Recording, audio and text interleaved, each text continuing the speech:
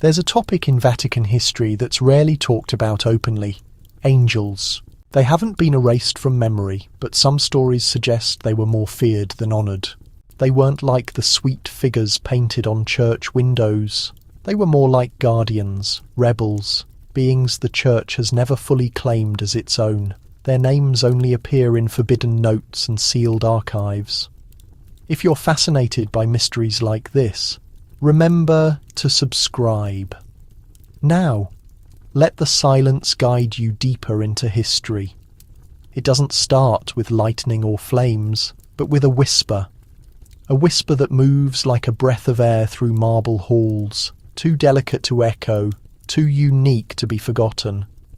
Under the huge dome of St. Peter's Basilica, where light filters through old stained glass windows and candles flicker by golden altars, something older than silence waits patiently. Angels are said to bring peace, to guard believers, to be creatures of pure light sent from heaven. And yet, inside the Vatican, the story is more complicated, because there are parts of that story that the Church doesn't openly share, parts protected behind old wooden doors, kept in places where sunlight never reaches.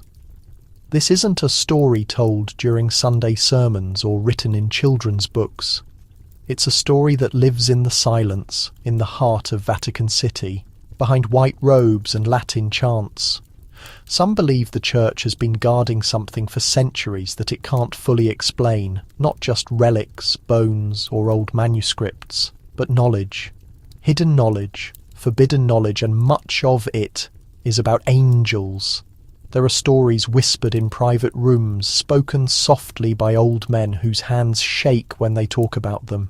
They tell of visions that appeared without warning, of names spoken that made candles go out without any wind, of dreams shared by people who had never met. And the same delicate but sharp question always remains: why does the Vatican fear the very beings it teaches us to trust? The answer, it's whispered, lies in the archives no one can touch, in manuscripts copied only once, then sealed forever, in paintings covered with cloths, and in songs no longer sung. Because not all angels bring comfort. Some bring knowledge, some bring fire, and some, if they truly arrived, would leave more questions than faith can answer. A long time ago, a pope found himself alone in the room of tears. He had just been chosen, his name still new in the air, when he felt something behind him, a sound like wings closing. He turned, but the room was empty. Later, he wrote in his personal diary, "It wasn't a peaceful presence. It was a warning. We are not allowed to know everything." That diary wasn't meant to be read, but the whisper found a way out, and so the whisper under the dome continues. It moves through dim corridors, it slips through the cracks in the stained glass windows. It doesn't shout, it doesn't warn, it just waits. Like an unsolved question, tonight we will chase that whisper, not to prove or deny, not to fear or worship, but to listen and to wonder what might still be hidden in the space between heaven and earth. They watch constantly as the old texts describe them. They don't speak, they don't move, they just watch silently, still and full of something too intense to be put into words. In the Bible and in the Church's oldest writings, angels appear suddenly, not as sweet-faced creatures with golden wings, but as something much more unique. In early Christian stories, angels took different forms. Some appeared as humans, others had too many wings or eyes that never closed. They were between heaven and earth, divine messengers who brought warnings or gave strength to the weak. But they were never gentle, never simple. The word angel means messenger, but not all their messages brought peace. Some brought fear, some brought change, and some brought silence. The kind of silence that fills a space long after all noise has gone. The Vatican teaches that there are 9 orders, or levels, of angels. From the lowest to the highest, they stretch like a ladder to heaven. At the top are the seraphim, closest to God. At the bottom, the angels who walk beside us, invisible but present. In between are the cherubim, thrones, dominions, powers, virtues, principalities, and archangels. Each group has its job. Some bring messages, some protect nations, some serve only God, never looking away from his presence. And yet through the centuries one thing has stayed the same. They rarely speak, and when they do, their words are often wrapped in mystery. Church writings often talk about their silence. It's not a silence of weakness or fear. It's the silence of watching, of knowing, of being separate. In religious art, angels are often shown with serious faces. They don't smile, their hands open, their eyes wide. It's said they never sleep, that they see everything, that they know more than us about what's to come. Some priests believe angels don't speak because they don't need to. Their presence is already a message. Others say they do speak, but only to those who truly listen. Everyone else just feels the wind. In the darkest corners of the Vatican there are stories of guardians who never leave, of winged figures seen standing still in shadowy chapels long after the last prayer has been said. No words, no sign, just that deep, watchful silence. One day a Swiss guard told a story he should never have shared. It was deep night. He was standing by the wall of the basilica, when he saw a very tall figure above the dome, with folded wings and head bowed. He looked again, and there was nothing there, but he still remembers the feeling it left him, like being recognized without a word. These are the silent guardians. They don't come to be praised. They don't ask for prayers. They are where we cannot be, between what we understand and what we will never understand. And maybe that's why the Church is careful, because when something watches in silence, maybe it's also waiting for something.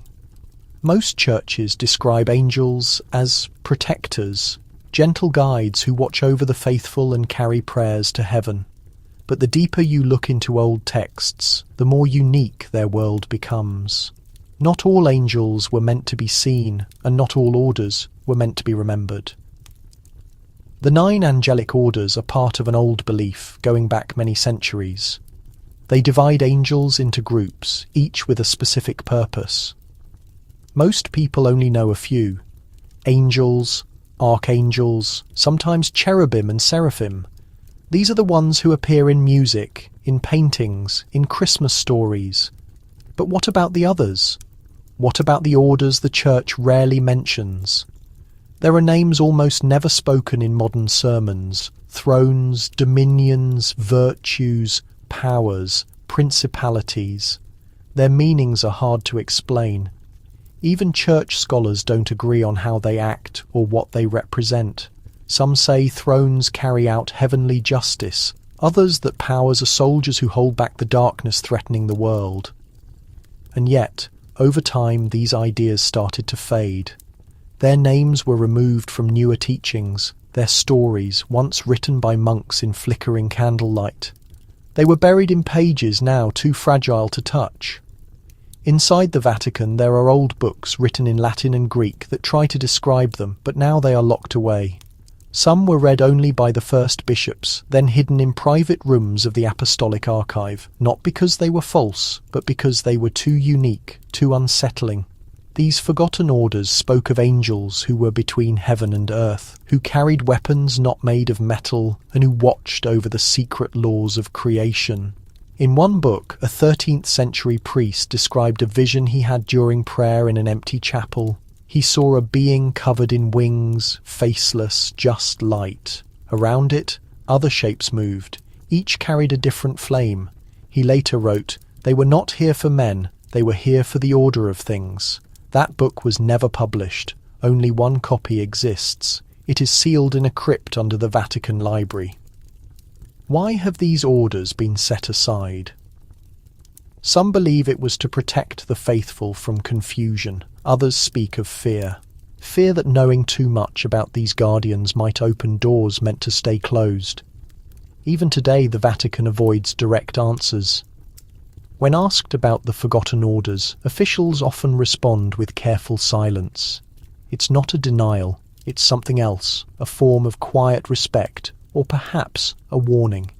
Some orders were created to guide, others to guard, and some perhaps to judge. Not all angels sing. Some listen, some watch, and some, it seems, wait in the shadows of history, remembered only in whispers. There's something special about how the Vatican talks about angels. Despite all the hymns and stained glass windows, despite all the paintings and prayers, there's a feeling that something is being held back, as if not everything has been revealed. The Church has openly taught many things for centuries, but there are some teachings that remain hidden, not because they are false, but because they might ask questions too big for simple answers. Inside certain Vatican libraries, far from public eyes, there are writings that have never been published, notes written by early church fathers, warnings written by popes from long ago. Some of these texts describe things seen in dreams or visions. Others speak of angels not found in the Bible, angels whose names were once whispered in monasteries, then quietly removed from sermons and songs. These teachings are sometimes called reserved doctrine. Reserved doctrine means the ideas weren't denied, but simply kept quiet. Only trusted scholars or high-ranking church leaders could read them. Some say they were protected because they could confuse the faithful. Others believe it was because they described angels who didn't always bring comfort, angels who obeyed laws older than man, angels who acted without mercy. One of these hidden writings tells of an angel who doesn't speak, but writes. It said this angel records the choices of men and nations, not to reward or punish, but to remember. Always to remember. The Church has never given it a name, but a drawing was once found among the notes of a 17th century Vatican archivist. The drawing showed no face, just a hand holding a scroll that stretched beyond the edge of the page. There's another hidden belief, one that has caused concern even among the most devoted theologians. It's the idea that some angels can change, that just as men fall and rise, angels can also change their purpose. If true, it would mean that the divine order isn't unchangeable as always believed. The Church has never spoken publicly about it, but in the private writings of a bishop, kept deep in the Vatican archives, there is a description of a dream in which a luminous being said, "We do not fall, we are reassigned." No name, no explanation, just those words scribbled with a trembling hand. These teachings were never called heresy, they weren't destroyed, they were simply hidden, locked behind stone doors, kept in boxes marked only with numbers, watched but never discussed. Perhaps they were hidden for safety, perhaps out of fear, or perhaps because certain truths, once spoken, can no longer be forgotten. Not all doctrine is meant for the light. Some waits in silence, resting beneath the surface. There's a place under the Vatican that most people will never see. It's not on tourist maps. There are no signs, no open doors, no guided tours, even its name isn't often spoken. Within the church walls it's simply called the archive, but among those who know its shadows it has another name, a name never used aloud, never written in books, never spoken in public sermons. They call it the archive no one can name. The archive isn't just a room full of old scrolls. It's a world apart, long corridors of wooden drawers, shelves reaching from floor to ceiling, locked cabinets with no labels. And in those silent spaces live the Church's memories, sealed in silence, letters written by popes who ruled in times of war, reports from bishops who saw things they were told to forget, writings of saints, of mystics, of men who claim to see the heavens open and angels descend. Some say there are entire sections of the archive that no one has entered for centuries, doors behind doors, rooms that require 3 keys, each guarded by a different man, and inside those rooms are the most protected pages, not about power or politics, but about the strange, the sacred, the unexplained. It's whispered that in one part of the archive rests a book without a title. It's said to be full of names, not of people, but of angels, names too old to be spoken, each name written in faded ink. followed by a single Latin word, seen. No one knows who wrote it, no one knows how it was discovered, but a priest quietly said that when you touch the cover of the volume, it feels warm. The archive is not guarded only by locks, but by silence. Even those allowed to enter must follow strict rules. No photographs, no copies, no document can be taken out. Only reading, only memory. Some who have entered have never spoken of what they saw. Others have come out pale, as if a part of them was left behind among the pages. Not all of the archive is secret. Scholars visit some of its sections every year, but the rooms that truly matter, those holding the oldest and most mysterious texts, remain closed. Their stories are not lost, they are waiting, and among those stories, it is believed, are the forgotten writings about angels, instructions given to prophets, descriptions of beings not found in Scripture, warnings written with silent hands. The Church has never said these things are false, only that they are not for the public, not now, perhaps never. This is the archive no one can name. It sleeps beneath the basilica, beneath the city, beneath the noise of the living world. And in that sleep it guards the oldest questions ever asked about what watches us from above and why it no longer speaks, a long time ago. Before the lights of the Vatican Museum shone through polished glass, there were rooms no one cleaned, dusty corridors where the air smelled of old stone and wax.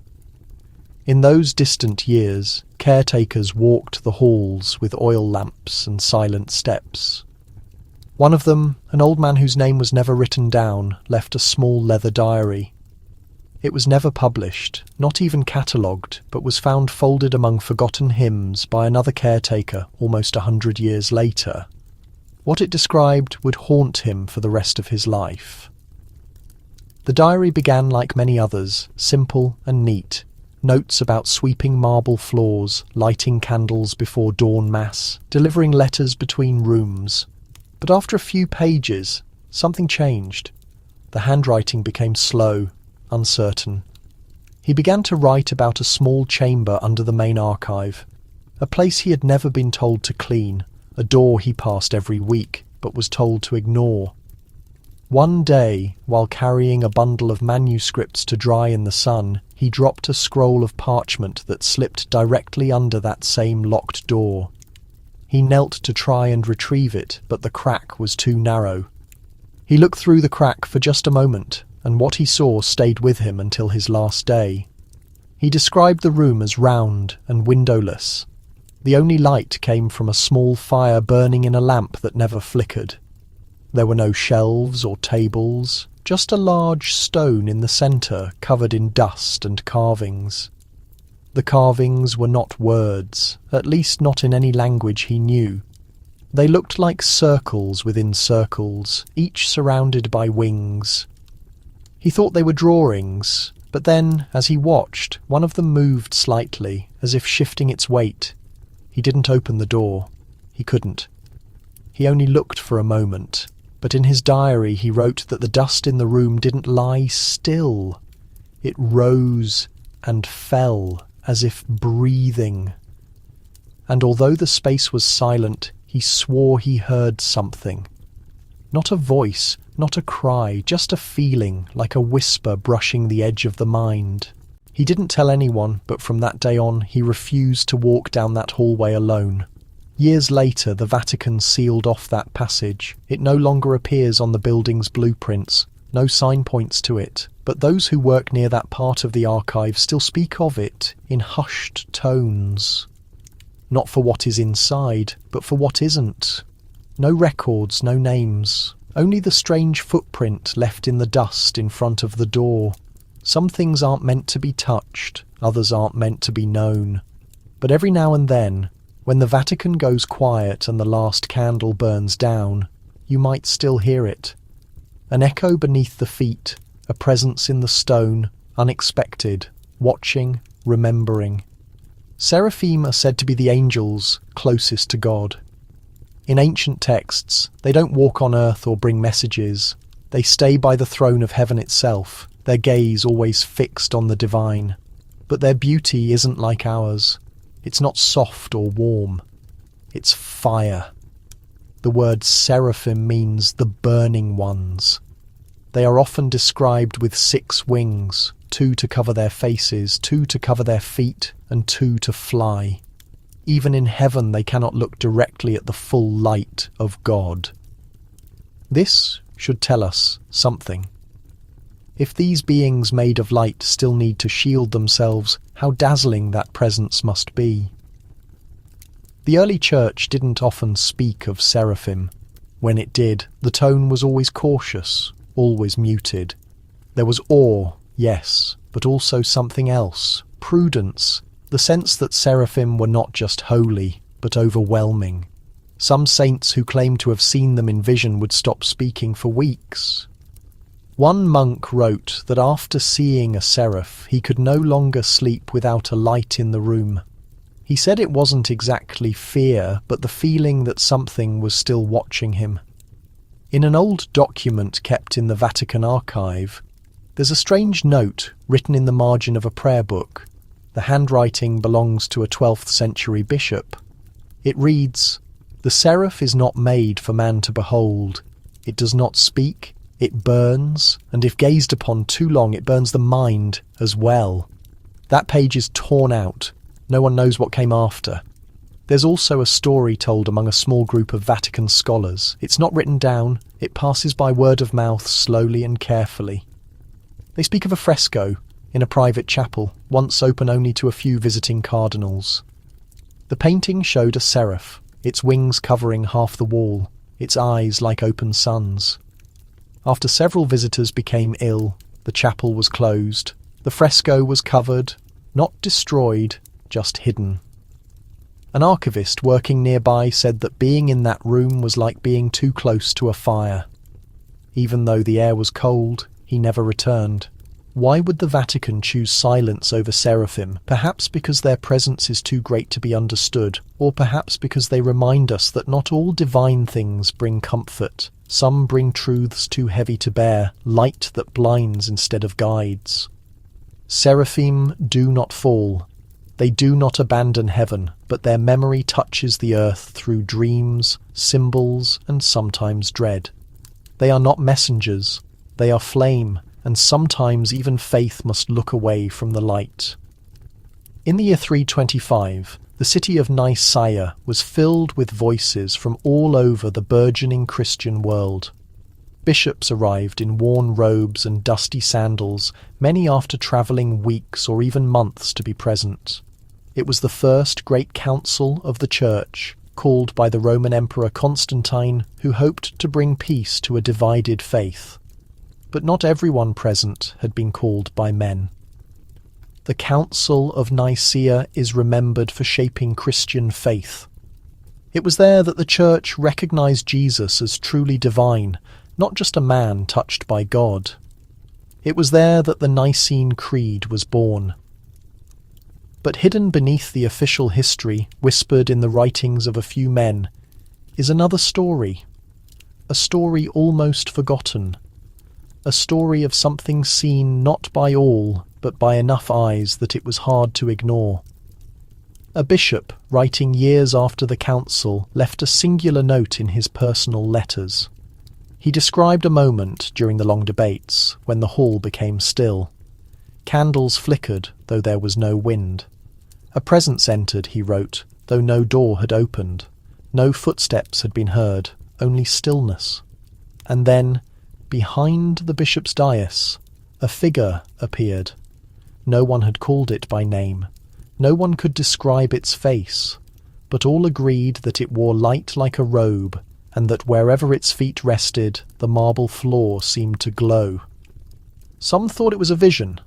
Others said it was a sign from heaven. The bishop's letter did not directly name that figure, but it concluded with a single line written in Latin. Non omnia hominum judicia sunt. Not all decisions are made by men. This account never made it into the official records of the Church. Later, copies of the bishop's letters omitted that passage entirely. But an ancient copy survived, kept in a small monastery far from Rome. It was discovered in the 19th century, dusty and almost forgotten, by a priest sent to study ancient texts. He tried to publicize it, but the Vatican immediately demanded the document be returned. It was never seen again. There are also other small fragments. A Greek historian recounts that several bishops left the council before it ended, moved by what they had seen. One even resigned his position, declaring he had looked into eyes not meant for human gaze. Was it truly an angel? Was it a vision sent to appease or to correct? No one can say for sure. But what makes this story endure is not the miracle itself, but the silence that followed. A silence too deep to be simple forgetfulness. Sometimes history is forged by those who speak, other times it is forged by what is never written. The council gave the world a creed. But perhaps it also received a visit from someone who needed no words, someone who observed, then vanished, leaving behind only light and a memory no one could explain. Long ago, there was talk of a 10th choir of heavenly messengers, not 9 as we are told today, but 10. A set of creatures different from the others, separated for reasons no longer transcribed in the open documents. Their name was whispered in the early centuries of the Church, then slowly removed from litanies, from volumes, from memory. This was the cancelled choir. They were called Ophanim, which in Hebrew means wheels, described in the book of Ezekiel. They had no human form, nor did they carry swords or trumpets. They were rings within rings, full of eyes, moving as if driven by invisible forces. Wherever they went, they moved with the divine spirit. They did not speak. They did not stop. They only moved, shining and rotating, always watchful. Some ancient scholars believed they stood at the edge of heaven to protect what no one else could. They were not heralds, they were not fighters, but guardians of the passage. It was held that nothing could reach the divine throne without passing through them. Some even thought they were not angels at all, but something more remote, a form of pure consciousness. At one time, their name appeared in certain ancient lists of angelic orders. Some church fathers wrote about them with deep respect, even fear, but by the 5th century, their name began to fade into silence, almost without anyone noticing.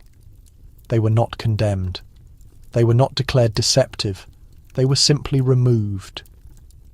The Vatican has never provided a clear explanation as to why. One theory is that their form was too unusual, too difficult for the human mind to grasp. Eyes within wheels, blazing with light, following every movement, were not forms of comfort. They were forms of power, of mystery, perhaps of too much mystery. A story passed down between two 17th century archivists tells of a cleric who discovered a manuscript hidden behind a wall in an abandoned church near Rome. It spoke of the Ophanim as the guardians of the guardians, creatures that watch even the other heavenly messengers. The cleric took the manuscript to a bishop. Within a month, the pages were confiscated. The cleric was transferred to a remote mountain village. He never spoke of the Ophanim again. Today, very few mentions of them survive. Some are found in early Eastern Christian texts, where they are still honoured, but in the West, in the heart of Rome, their name has been almost completely erased. Not by fire, not by force, but by time and silence. And yet, in the hidden places of the Vatican, there are signs, silent traces, rings carved into stone, eyes drawn in the margins of forgotten books, signs that someone remembered that not everything that is erased is truly lost. The Ophanim no longer appear in our hymns, but perhaps they continue to turn, continue to watch, continue to guard the space between this world and the next. And perhaps their silence is the greatest warning of all. There is a place within the Lateran Palace that does not appear on any tourist itinerary. Every year, visitors walk through its marble halls, photographing ancient statues and luminous frescoes, stopping in the grand rooms where popes once reigned and emperors bowed. But there is a door they don't see, and behind that door is a room that almost no one speaks of anymore. The Lateran Palace is older than the Vatican itself. Long before St. Peter's Basilica was built, the Lateran was the Pope's residence, holding layers of history, some so ancient they are hidden beneath newer stones. Over the centuries, the popes moved elsewhere, and most of the rooms were transformed into museums and chapels, but not all. In the early 20th century, a young historian named Father Lorenzo was tasked with helping to clean and catalogue parts of the Lateran library. As he explored a narrow corridor flanked by dusty wooden shelves, he noticed something unusual. A cold draught came from behind a stone wall. The bricks looked newer than the rest of the corridor. Something had been sealed. Years later, now a trusted archivist, Father Lorenzo discreetly returned to that corridor. He had discovered, at the bottom of an old repair log, a map showing a square chamber exactly where that wall now stood. With permission and caution, he had the bricks removed. Behind them was a dust-covered wooden door, and behind that door was the room. It was small, lit only by a ray of sun filtering through an opening in the ceiling. The walls were smooth, without shelves or books, but every part of the stone was covered with engravings, symbols, rings, wings, eyes, not written in Latin but in an older style that no one could clearly decipher. In the middle of the room was a flat stone table. On it rested a unique item, a gold slab the size of a hand. Carved into its surface were figures that looked like the signs on the walls, sharp lines mixed with delicate curves. When the light hit it just right, the signs seemed to shimmer. Father Lorenzo told the church about his discovery. Within a week, the room was sealed up again. The door was hidden once more behind bricks, and the historian was moved to a quiet job in the countryside. He passed away in 1944, never having spoken publicly about that room. But his private diary, found much later, talked about a troubling dream he had after seeing those symbols. He wrote, "I heard wings, but saw no feathers. I heard singing, but no words. Something ancient rests beneath this palace. Some say the carvings are angelic seals, signs used not to call angels, but to keep them away. Others believe the room was used for prayer by someone who had seen more than they were supposed to. Whatever the truth, the Lateran guards its secrets carefully, and the room stays untouched, unnoticed in the quiet stone. There was once a pope who never spoke publicly about angels, but in his later years he often found himself looking up at the ceiling, at the sky, at the corners of silent rooms.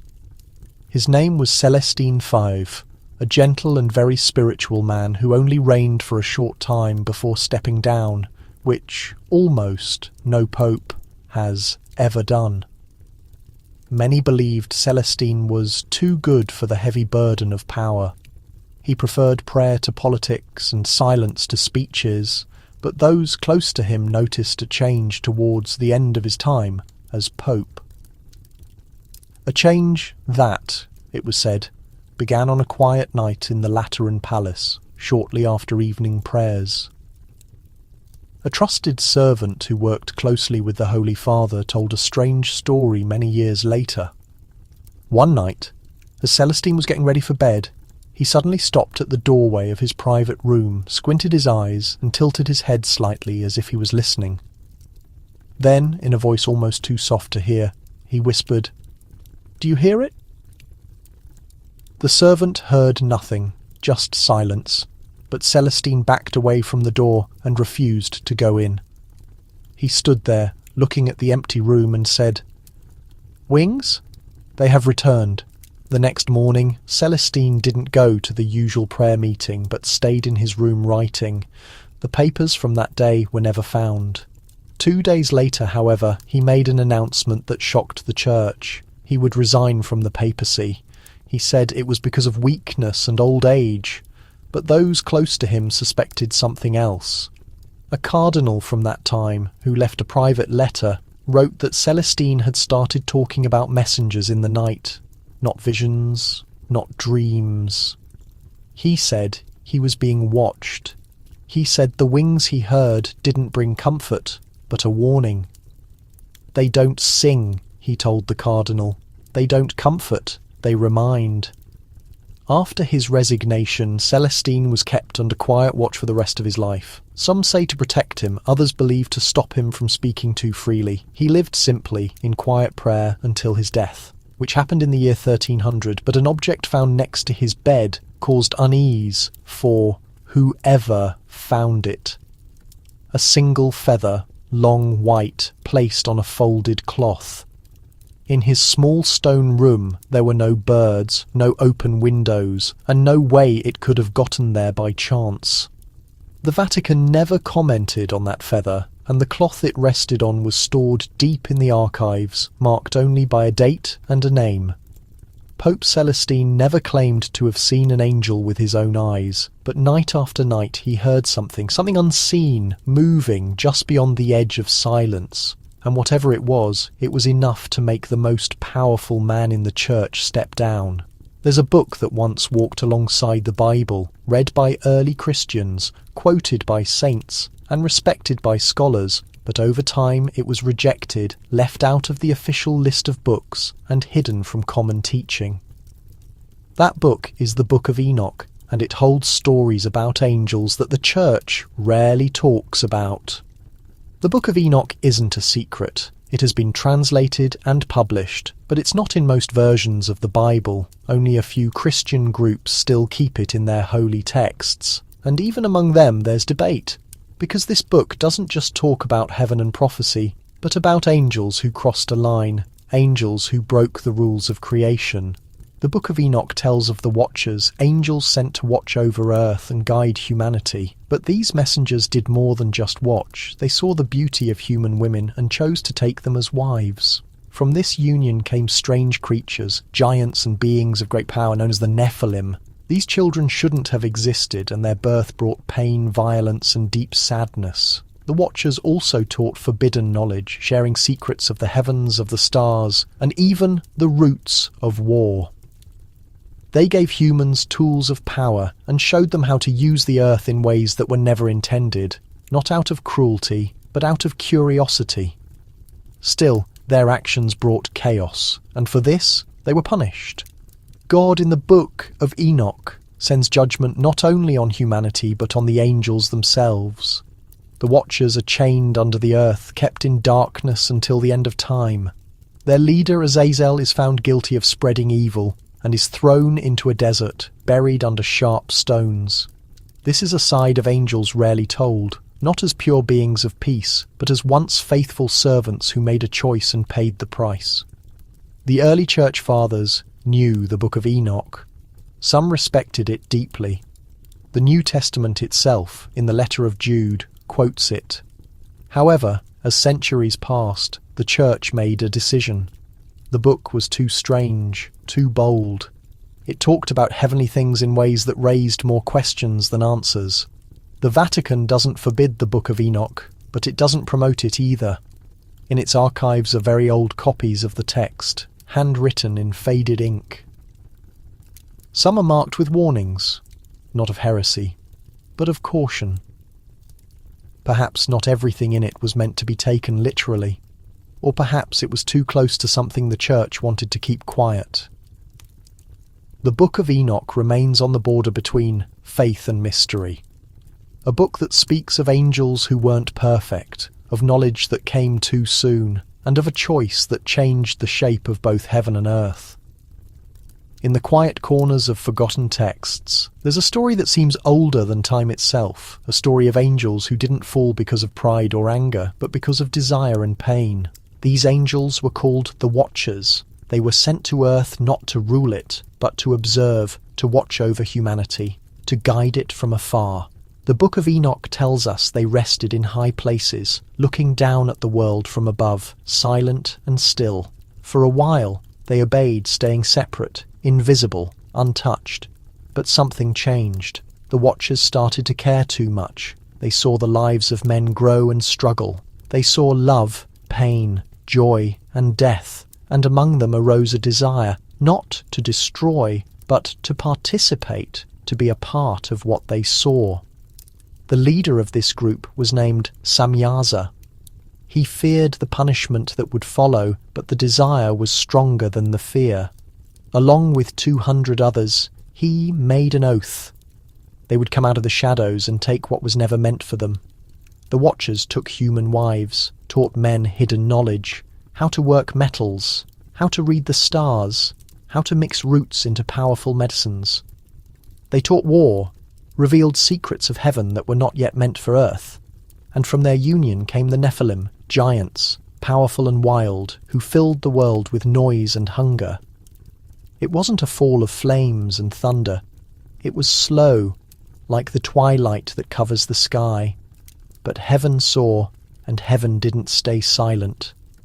God sent the archangel Uriel with a message for Enoch, the only man who walked so close to the divine.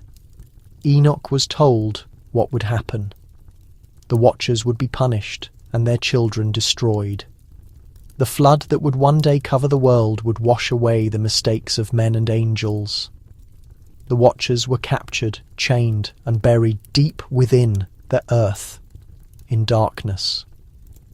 It is said they are still waiting there, silent, in places so deep they are unreachable. Their leader, Samyaza, remains awake, regretting a choice that can never be undone. The Vatican has always treated this story with caution. It's not part of common teaching. Some call it a legend, others call it a warning. In the deep vaults beneath the Apostolic Library, there are copies of ancient texts that speak of the Watchers. Their names are listed, their actions recorded. Some pages have stains as if they were touched by damp fingers long ago. No one knows why these angels did what they did. Was it love, curiosity, rebellion, perhaps all three? But their fall reminds us that even those made of light can lose their way, not always out of anger, but out of sadness. The Watchers came too close to humanity, and in doing so, they crossed a line drawn by heaven itself, a line still watched, still feared, and never fully explained. There is a type of knowledge that doesn't belong in books, doesn't belong in schools or sermons. It's a kind of knowledge that burns just to touch it, even just to think about it. Ancient writings call it forbidden knowledge and say that angels once brought it to earth. When the Watchers fell, they did more than break rules. They gave away secrets, secrets of heaven, hidden since the beginning of time. These angels didn't act out of anger. They acted with intention, believing they were helping, sharing what only the heavens had known. But their gifts changed the world forever. They taught men to work with metal and stone, to forge weapons sharper and stronger than ever. They showed women how to use herbs and roots, not just to heal, but to change the mind. They taught the movements of the stars, the writing of symbols, and the speaking of names that should never have been spoken aloud. This knowledge didn't just increase science or skill. It brought arrogance, and arrogance brought chaos.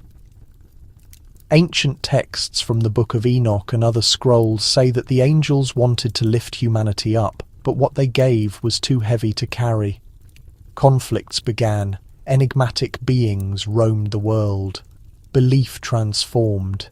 Humanity turned its gaze from the sky to instead try to control misunderstood forces. The Church has always preached wisdom, but has never openly discussed forbidden knowledge. However, in the most remote archives of the Vatican, writings are kept that cautiously allude to ancient teachings lost to time, not forgotten by chance, but deliberately hidden. In the early 18th century, a Jesuit scholar documented the existence of a sealed cabinet containing pages written in languages now extinct. He called them the volumes of primordial fire. He claimed they contained not representations of sacred figures or celestial creatures, but illustrations of devices, diagrams, and what he called plans of divine origin taken from a lower luminosity. He requested authorization from the Vatican to study them further. His request was denied. He was assigned to the provinces. His last manuscripts disappeared without a trace. It is rumoured that some of these volumes still exist beneath the Vatican Library. They are kept in metal containers behind powerful stone barriers, away from prying eyes, not because the church wants to destroy them, but because it fears what they might awaken. Not all knowledge leads to serenity. Some open portals that should have remained untouched. At another time, celestial creatures freely dispensed knowledge, but what they gave proved too much, too hasty, too profound. The Church remembers, though it remains silent, that the flames of forbidden knowledge still burn in the cracks of collective memory, carefully watched, guarded in silence, for there are truths too sharp for reason, too dazzling for the spirit, and even the heavens have learned that certain gifts demand an unsustainable price. The rituals of liberation are among the Church's most severe and private tasks. They are not shown to the public, not announced from the pulpit. They are performed only when all other explanations have been ruled out, and even then they are done discreetly, behind heavy doors, granted only to those with the most unwavering devotion. Most people think of dark forces when they hear the word exorcism, and it's true that evil entities are at its core, but in ancient documents buried in the Vatican's secret archives, there are rare accounts where something unexpected happened. Moments when a light appeared where darkness reigned. Moments when a celestial messenger seemed to arrive who, instead of bringing peace, brought fear. What fear? An incident from the early 20th century tells the story of a young woman from southern Italy, troubled by strange visions and sudden frights. The local priest thought she was simply ill, but when holy water burned her skin and the rosary made her scream, the church sent a qualified exorcist. The priest fasted and prayed for days before starting the ritual. He was preparing to face the usual forces, but halfway through the invocations, he stopped. The girl's eyes rolled upwards and she mumbled in a voice that wasn't hers. "They are watching, they are not pleased." The room grew icy cold. A shadow slid across the wall, but no one moved. Then a sudden gust of wind swept through the chapel, even though all openings were closed. The priest reported feeling wings, not the flapping, but a deep whoosh of air, as if something majestic had passed through. The evil entity left, but the priest refused to describe what he saw after that moment. He only stated, "Not all light brings comfort." There are other incidents hidden in old letters between bishops, an account of an individual cured during an exorcism, not by the spoken invocations, but by a voice that none of the clergy recognised, a voice that only said, "Stand back, he is mine." The individual was never tormented again, but the priest who had performed the ritual left his position a few months later and never returned to church service. Some believe that celestial messengers intervene in times of great need. Others fear that what appears is not always what it seems. The Church teaches that true messengers serve God and bring peace, but the Vatican also warns not to invoke them carelessly. There are names that should never be spoken. There are spirits that wear light as a mask. That's why exorcists prepare not only to fight darkness, but also to be silent when something unknown appears. Not all entities are trustworthy, even those that shine. In the end, exorcism is not just a battle of sacred formulas. It represents a place where the veil between heaven and earth thins, and sometimes in that subtle space, something watches, something waits, something manifests. Every night in chapels around the world, clergy raise the consecrated host during the blessing. Incense rises, the bell rings, and silence fills the room. It's a moment of peace, a moment meant to feel close to heaven. But inside the Vatican, a silence once fell after the blessing that didn't feel peaceful at all. It happened in the early 1900s during a private ceremony in one of the lesser-known chapels next to the Apostolic Palace. Only a few high-ranking members of the church were present. It was supposed to be a simple, private rite, the kind of event that happens daily in the heart of the church. But something about that night was never forgotten by those who were there. A young deacon serving in that chapel for the first time later described the feeling as unusual from the start. The room, though heated, felt cold around the edges. The candles flickered, even though the air was still. And during the final blessing, at the moment the monstrances were raised, something changed. The silence that followed the blessing wasn't normal, it wasn't peaceful, it was heavy. It pressed on the chest, slowed breathing. A cardinal looked down and didn't look up for several minutes. Another gripped the pew so tightly his knuckles turned white. And then came the sound. It wasn't loud, just the faint rustle of feathers. But it came from nowhere and didn't stop. The sound moved through the chapel, above them, behind them, all around. No one spoke, no one moved. When the sound faded, the priest lowered the monstrance, but his face was pale, almost terrified. He only said, "We will not speak of this." And so it was, not in public, not in writing. But the young deacon, disturbed by what he had felt, kept a diary.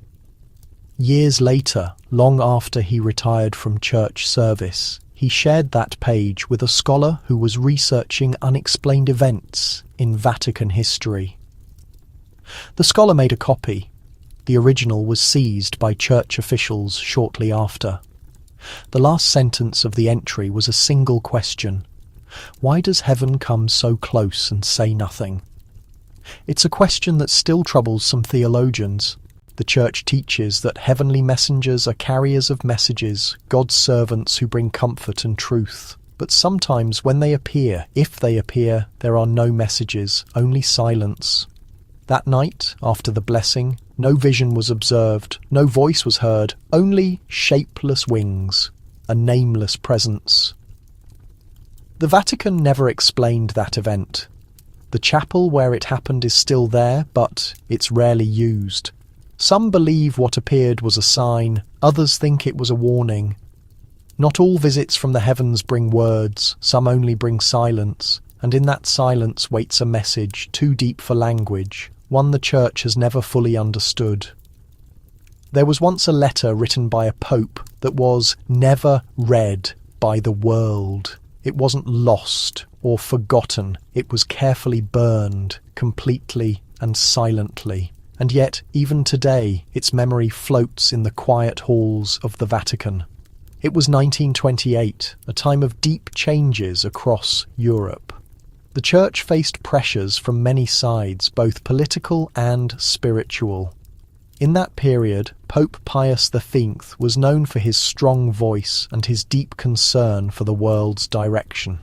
He believed the Church needed to protect its teachings, especially as strange spiritual ideas and movements began to spread around it.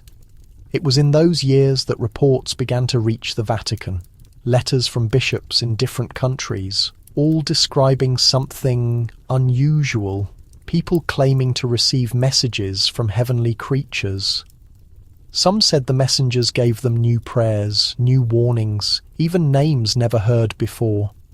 Others spoke of seeing glowing figures during Mass or feeling their presence in the middle of the night. At first, these letters were simply noted and filed away, but as their number grew, the tone changed. Some bishops asked for guidance. Were these messages authentic? Were these heavenly creatures from God or something else?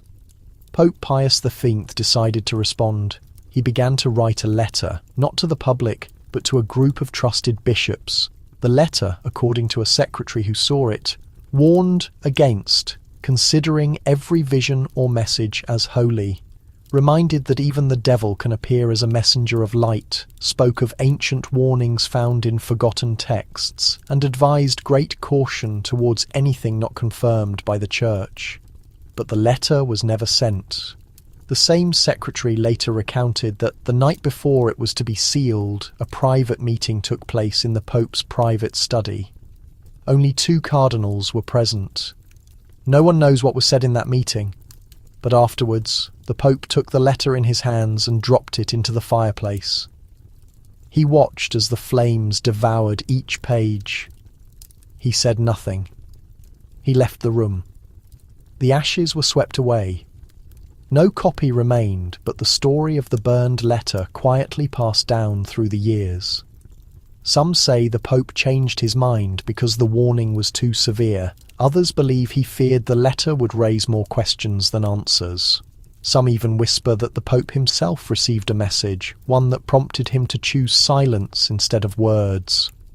Whatever the truth, that letter is now just a shadow in memory, but the questions it raised have never fully faded. When a voice is truly heavenly, how can we know if the light isn't a mask? In the silent fire of that Vatican hearth, a warning turned to smoke, but the fear that held it still burns, waiting to show itself again. In the heart of Rome, behind stone walls and wooden doors, there is a volume not shown to the public, not found on any library shelves. It has no gilded cover or colourful illustrations. It is simple, leather-bound, and kept in a locked drawer, deep within a Jesuit college. The volume is known only by its silent name, the Angelic Index. The Jesuits are known for their deep study and strict discipline.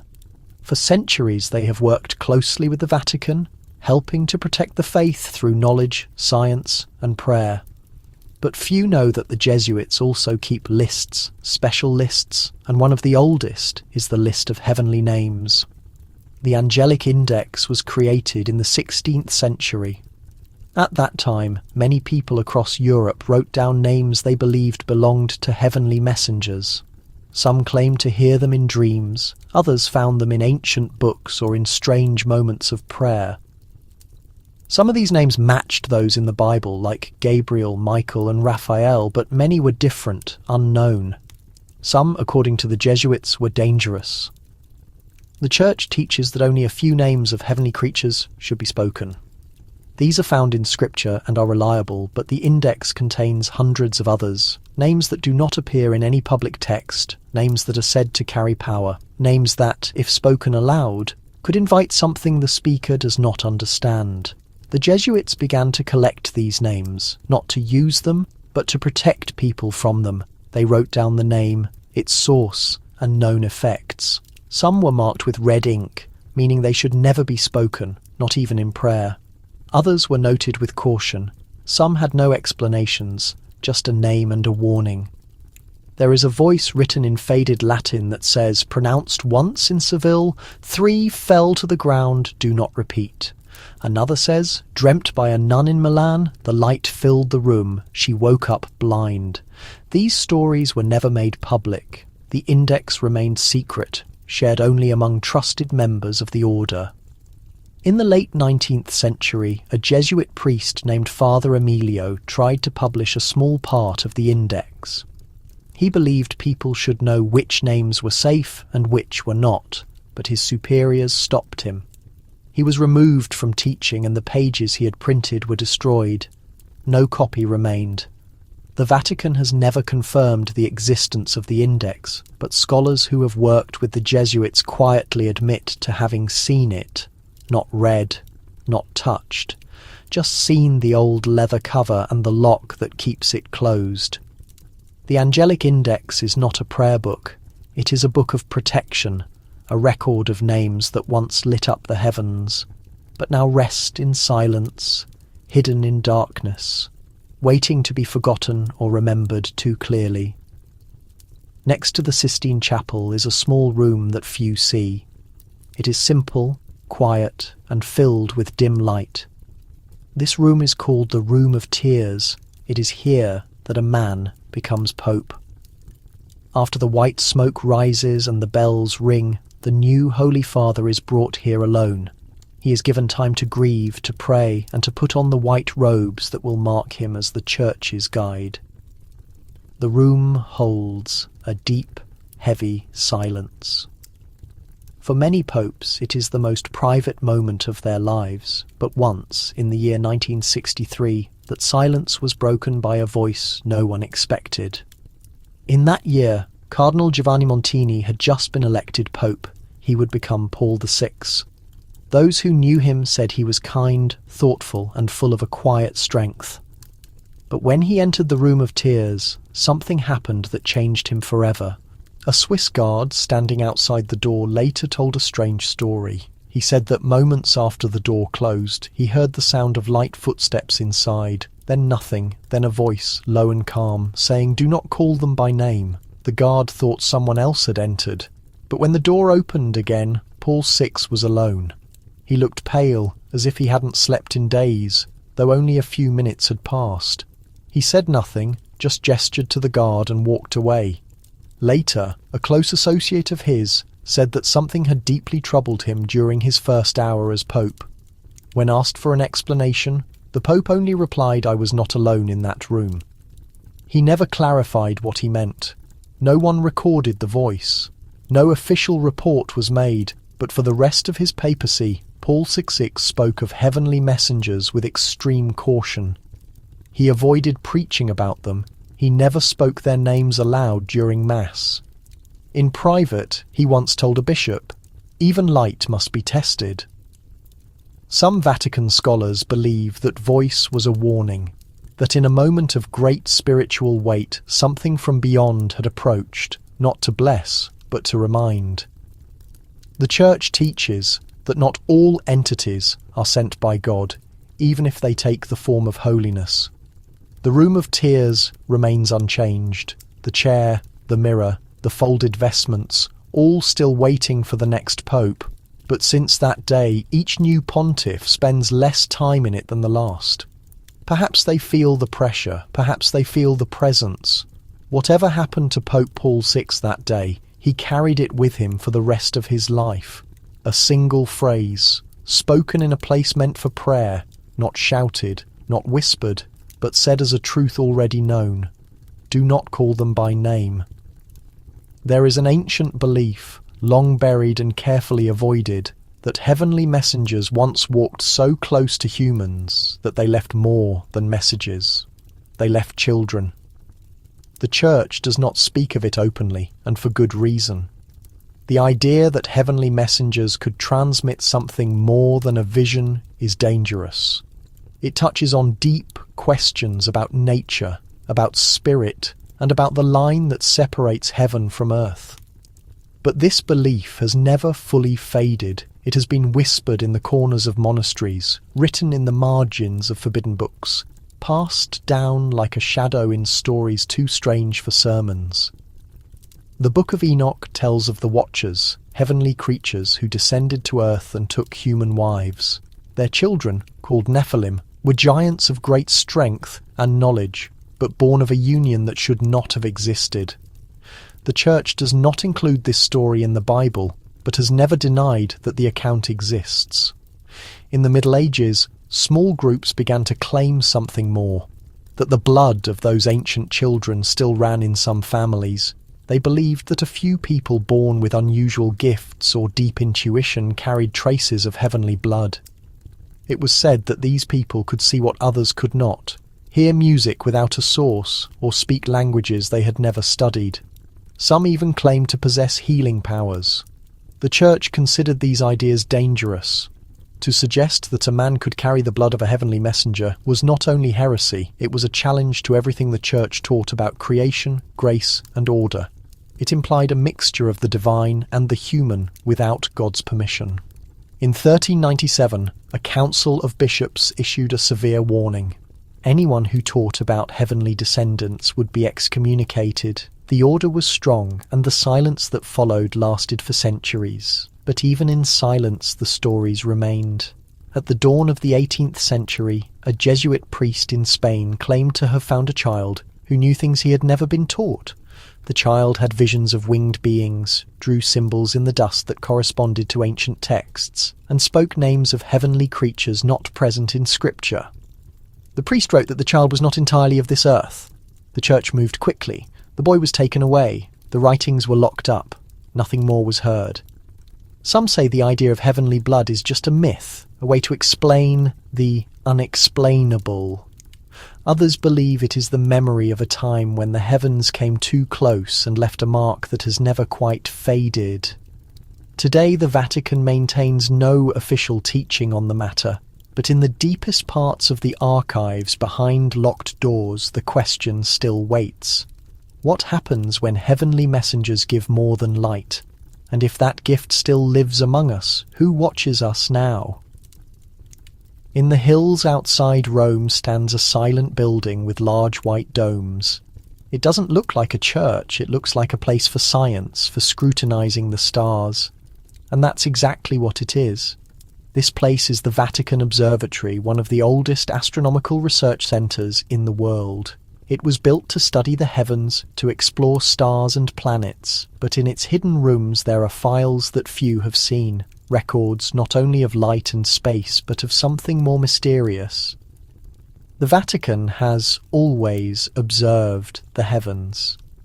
For centuries it has kept calendars, followed comets, studied eclipses. Some say this was done only out of faith to understand God's creation, but others believe the Church also looked for signs, not of storms or seasons, but of messages. In the late 40s, just after World War II, the observatory received a strange report. A group of priests was charting a star cluster when they noticed a sudden flash of light. It was not a comet, and it did not follow the normal path of a satellite.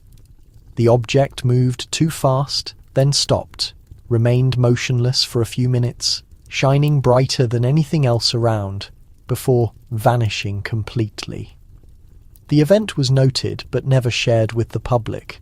It was actually filed under a special code and kept in a drawer marked as unverified activity. The Vatican decided not to disclose it, not because it was unimportant, but because it remained unexplained. In the following years, other strange accounts followed.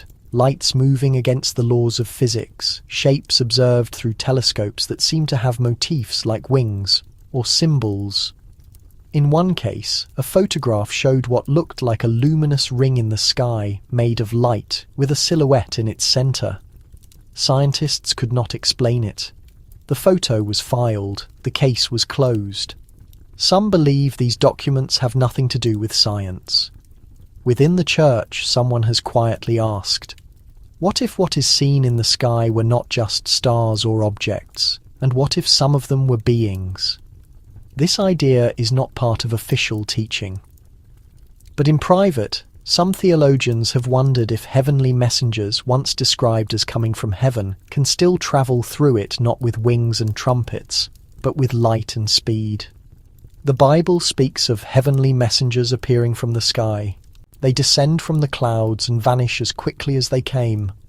Could it be that the Vatican Observatory isn't just watching creation, but also waiting for the return of something older?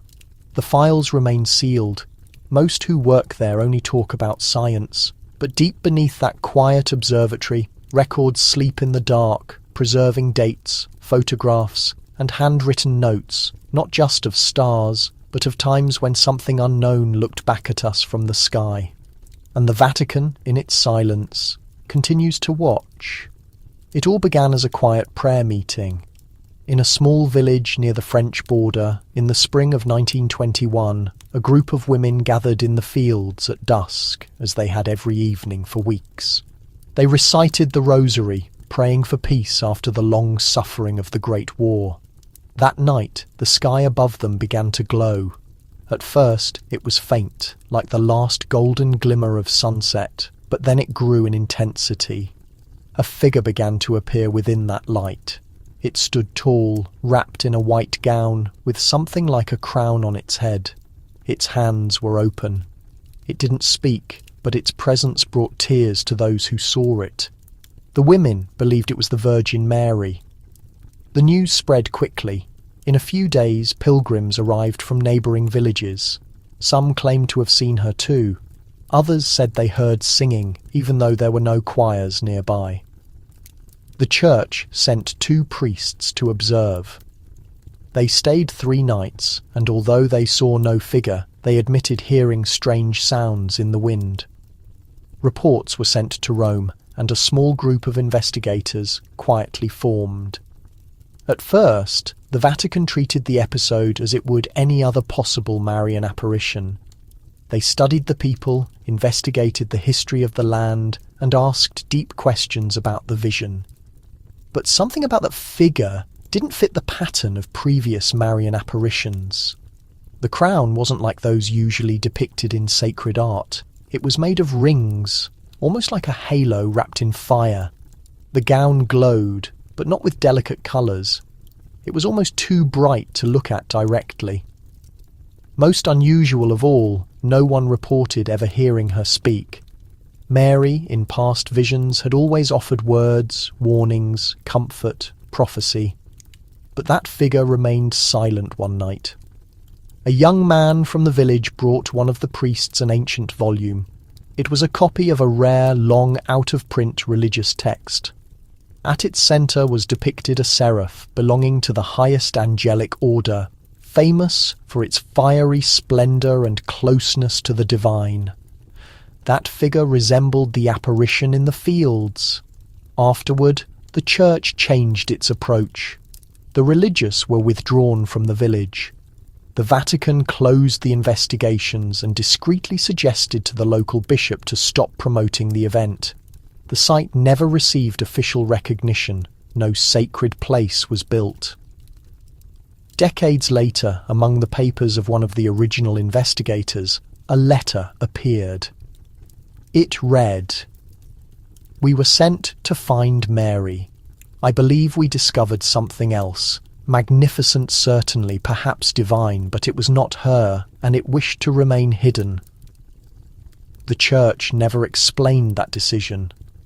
For many faithful, that vision remains a moment of blessing, but for those who investigated further, the muteness of that presence persists. Sometimes not all light is meant to be understood.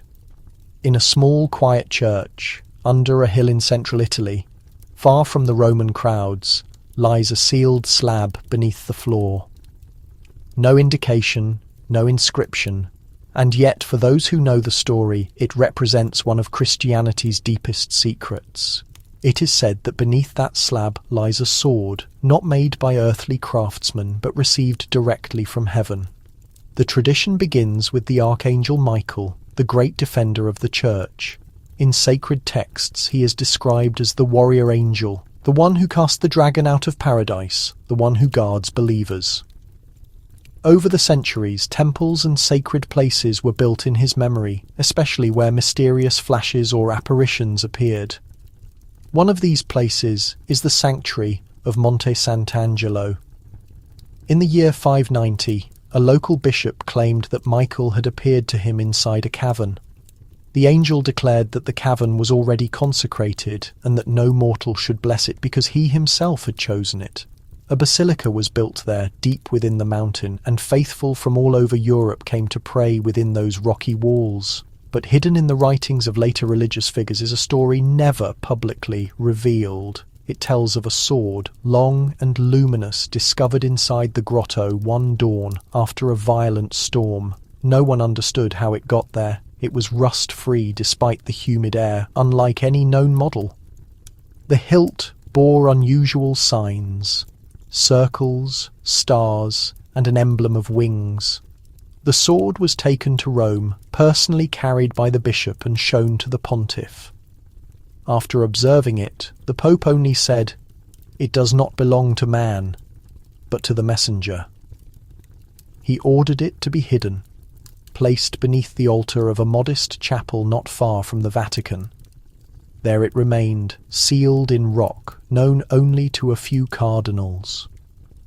Towards the end of the 19th century, a young seminarian claimed to have discovered a reference in a reserved Vatican document. The document described it as the blade of fire that does not consume. He was then transferred to a mission in South America, and the manuscript he mentioned disappeared forever. Today, the Vatican does not mention the sword. Some argue it was simply a relic passed down by warriors or rulers. Others believe it was never meant for mortal hands, but was a luminous weapon reserved for the angel who originally wielded it.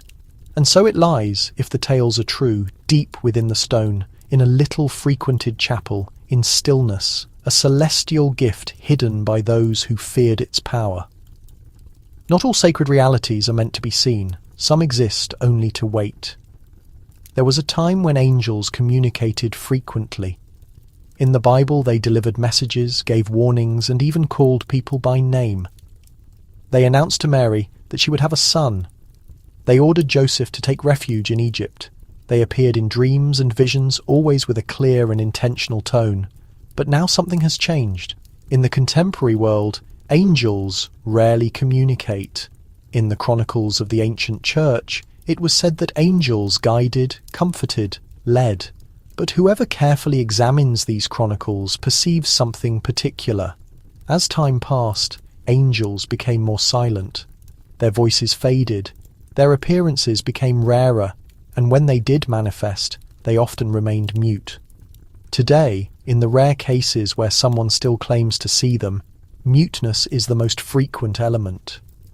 Luminosities, movements, or the perception of a presence are described, but no voice, no announcement, only stillness. Some believe this is because the world has changed. Before, people listened differently, believed with greater spontaneity. A voice in the night would not have been ignored.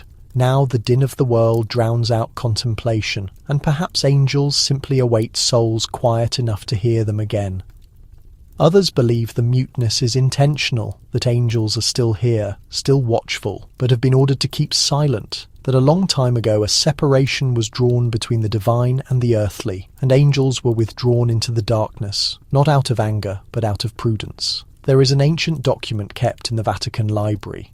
It is rarely displayed, and its title is not openly spoken. Inside is a single sentence, written in Latin, which roughly translates to, "They are still among us, but their mouths are sealed."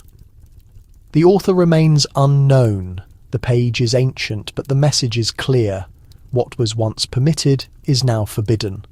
In certain monasteries, it is said that the purest religious sometimes perceive the presence of angels during deep prayer.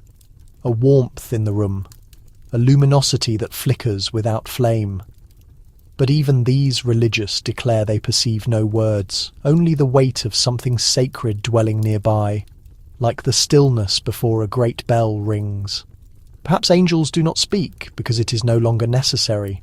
Perhaps their announcement was given long ago, and now it is up to us to respond. Or perhaps they remain mute because their words, if spoken now, would be too powerful, too hurtful, too immense for human souls. The Vatican offers no explanations. It teaches that angels still exist, that they still serve and guard, but it rarely speaks of them in detail and never of their muteness. So we wait and wonder. In the quiet moments, in the still spaces of the night, we wonder why they no longer speak. And in that muteness, perhaps, we discover the message they have left. In the long corridors of the Vatican museums, where artworks gleam under golden light, there are paintings that uplift the spirit. Angels float on clouds, their faces peaceful, their robes flowing like a gentle breeze. These images have comforted millions, each stroke a promise of serenity. But not all angelic depictions brought serenity. Some were removed, not due to deterioration, not due to age, but for other reasons, something the Church rarely speaks about. In the early 17th century, as artists filled Rome with magnificence, several painters received commissions to create particular works for private chapels within the Vatican. These were not meant for the masses. They were conceived for silent environments, where cardinals and pontiffs prayed in contemplation. The angels in these works were meant to inspire reverence and remind leaders of Paradise's closeness. But after the works were completed, something unusual began to happen. One painter, a young Florentine, created a scene of the angel Uriel. Unlike other angelic depictions, this one did not smile. Its face was austere, its eyes piercing, its wings immense and dark, almost like mist. When the work was displayed, those who prayed before it reported feeling uncomfortable. Some said they couldn't stay in the room. One religious person claimed the angel's eyes watched him as he moved. Another work by a more mature Roman artist showed the fall of the watchers. The angels were not cast out in flames, but calmly moved away from Paradise, their faces expressionless. The Vatican removed it after only 7 days. No justification was given. Then there was the work known only as The One with Many Eyes. It depicted a non-anthropomorphic being, like a wheel of wings and eyes that glowed gold and red. Loosely based on descriptions of the Ophanim from ancient texts, this image frightened even the most devout faithful. A cardinal asked for it to be veiled during his prayers. A year later, the work disappeared from the chapel. Some believe it was destroyed. Others say it was placed deep in the apostolic archive, far from any gaze. In the modern museum, only gentle depictions of angels remain. Those that soothe, those that smile. But behind closed doors, some Vatican employees speak of another kind of angel. Those who once gazed from canvases with cold magnificence and silent warning. Some of the removed works were signed only with symbols, circles, stars, or ancient letters. Their creators are not remembered, their works are not exhibited, but their memory persists, whispered among curators and scholars who investigate beyond the colours of the paint. The Vatican never explained why these works were removed. It didn't need to. Sometimes even art can get too close to the truth, and when that happens, it must be hidden, not to protect the faithful from evil, but to preserve them from a magnificence too unusual to bear. He had been shaped by the Church from his youth. He had studied theology, Latin, and sacred texts. He was reserved, steadfast, and devout. By the time he turned 40, Father Matteo was one of the most esteemed exorcists in northern Italy. The Vatican trusted him. He didn't seek visibility. He simply fulfilled his mission, helping those no one else could. Then, one autumn day in 1962, he left. Without a goodbye, without a letter, he left his vestments in a modest chapel and disappeared into the countryside. It took weeks to find him. When they did, he was living in a quiet country house, alone. He refused to return to the church. He wouldn't speak of what happened, but those who knew him said his eyes had changed, as if he had seen something he couldn't forget. The case that broke him began like many others. A young woman had started speaking with voices that weren't her own. She showed knowledge no one could have given her. Objects moved in her presence. The family contacted the church, and Father Matteo was sent. The first days of the exorcism went as expected. Long prayers, sacred words, moments of resistance. But then something unusual happened. On the third night, as the prayers continued, the woman stopped screaming. Her body relaxed and she looked directly at Father Matteo, saying calmly, "You are not alone." The candles in the room flickered, though there was no draught. A sudden stillness enveloped everything. One of the assistants later said it felt as if the atmosphere held its breath. Father Matteo paused. Then the woman smiled and said, "They come when you speak their names, even if you mean no harm." She looked above him, into the corner of the room, and murmured something in a language no one recognized. That night, the exorcism ended early. Father Matteo said no more prayers. He asked the others to leave, and he stayed alone in the chapel until morning. After that, he never returned. Some believe that in that room, he saw something. Not the woman, not evil, but something else. Something that arrived during the prayers. Something that was not darkness, but also not comfort. The Church believes that angels can be present during spiritual battles, but not all visits are welcome, not all wings bring peace. Decades later, a letter was found among Father Matteo's papers. It had never been sent. In it he wrote, "I called upon the name of a saint, but what answered was not joy. It remained silent, and then I understood that not all light is meant for man." The Vatican never questioned him. They allowed him to stay in that country house until the end of his days. Everything he had seen he carried with him always, and he never again called upon angels. There's a story whispered quietly among a few old scholars in Rome. It's about a scroll hidden deep within the Vatican, locked behind 3 levels of protection. Not because it's cursed or evil, but because of what it holds. It's called the Scroll of Names. They say the scroll holds the true names of angels, not just the well-known ones like Michael, Gabriel and Raphael, but names that should never be spoken aloud, names that don't appear in any public scripture. Names that, if spoken with full faith, would get the attention of beings not of this world. The scroll's origin is uncertain. Some say it came from a desert monastery in the 6th century. Others believe it was found during the Crusades, hidden inside a hollow stone block under an altar. Whatever the case, the Vatican quietly took possession of it and stored it where almost no one could find it. A cardinal who studied ancient languages was allowed to see it in 1874. His name was Cardinal Raldi. He left no full account, but in a private letter to a friend he wrote that the scroll was made of animal skin so old that it crumbled at the edges when touched. The ink glowed faintly in the light, as if still fresh. Much of the writing was in an alphabet he could barely read, full of shapes that didn't match any known language. But among those strange symbols were names written with great care. He mentioned one in his letter, but that part was burned. Only the words remained.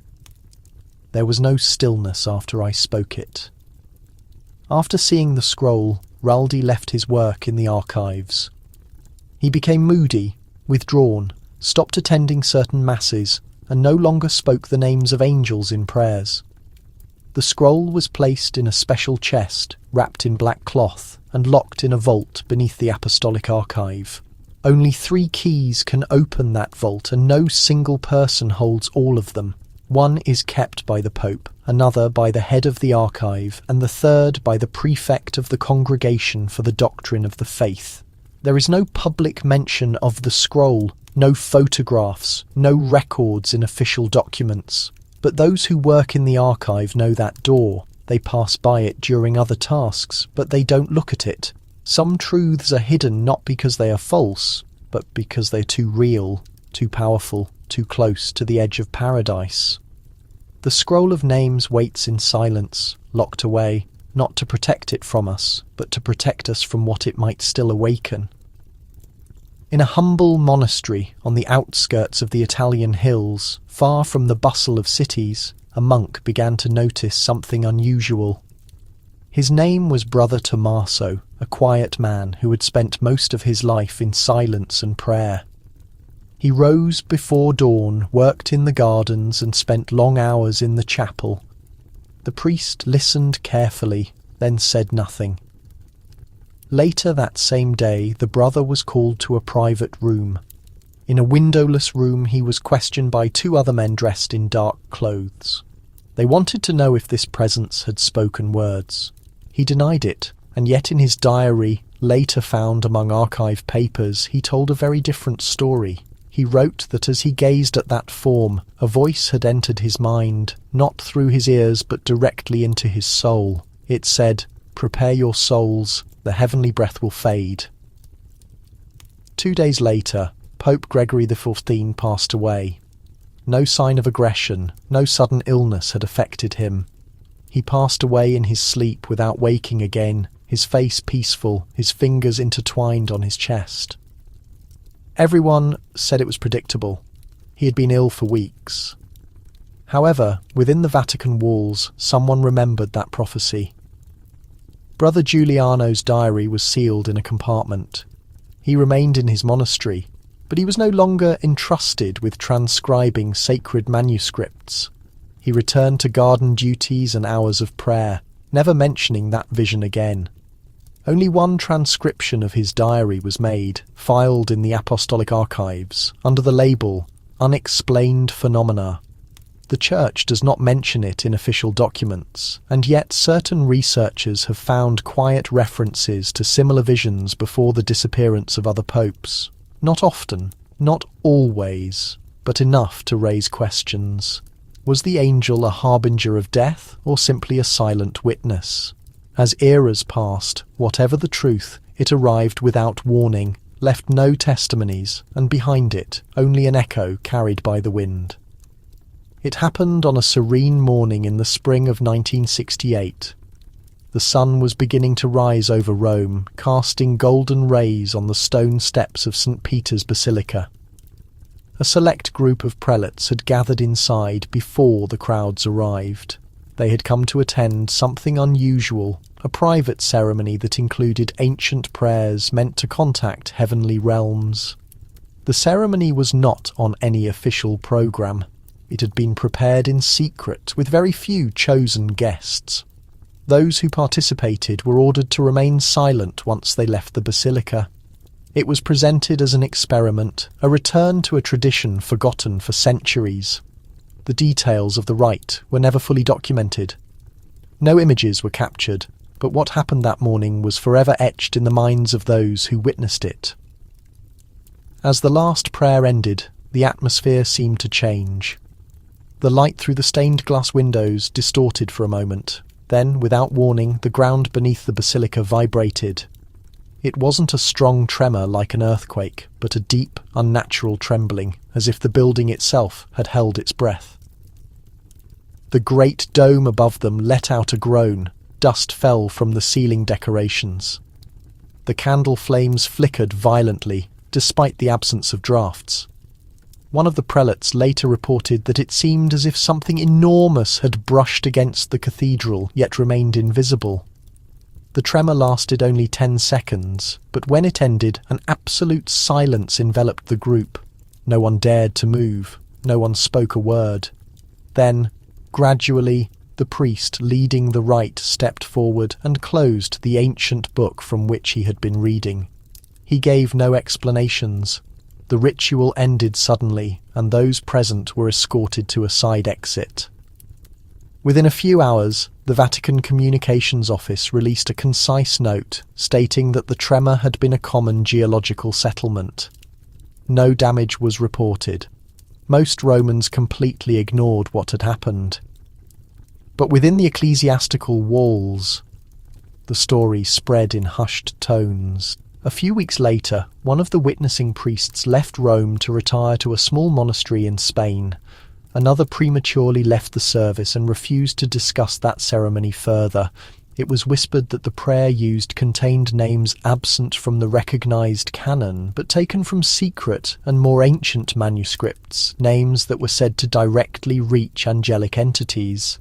Some considered the basilica's tremor a warning, others hypothesised that it was a sign of something ancient that had awakened, not evil, but not entirely harmless either.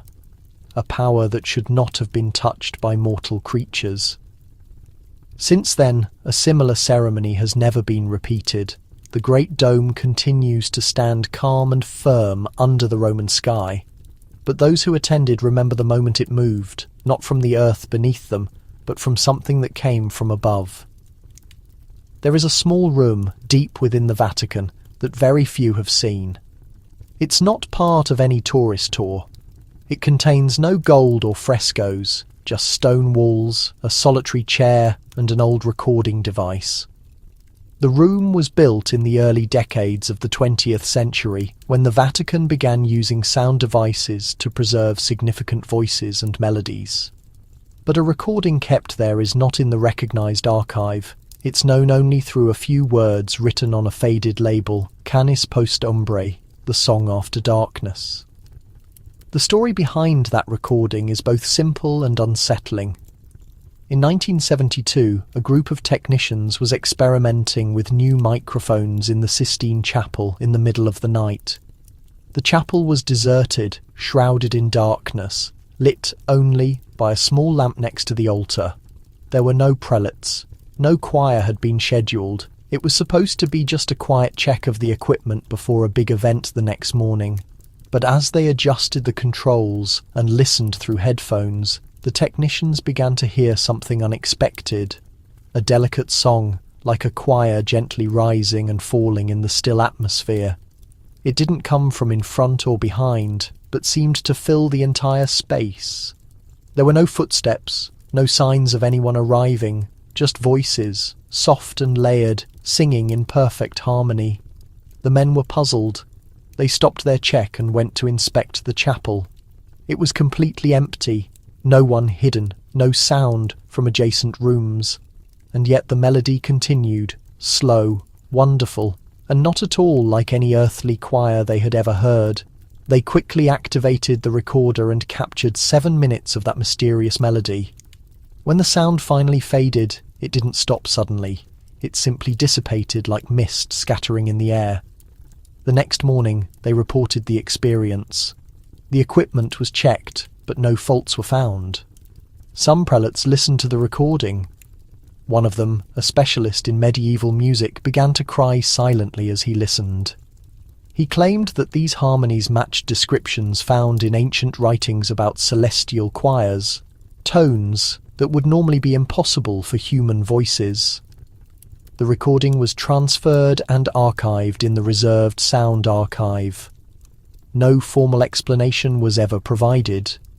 When asked, Vatican staff would only say that it was probably disturbances or reverberations, but those who had heard it told a different story.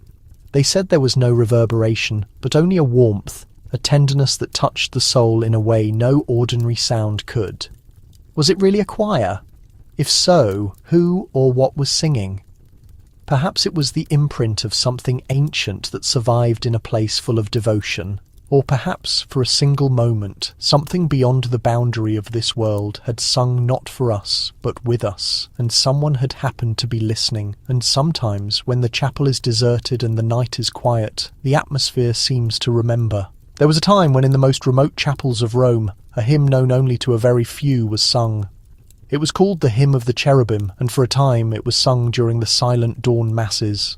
The melody was faint and slow, different from other ecclesiastical compositions. It seemed to hang in the air, settling on the ears like a gentle breeze.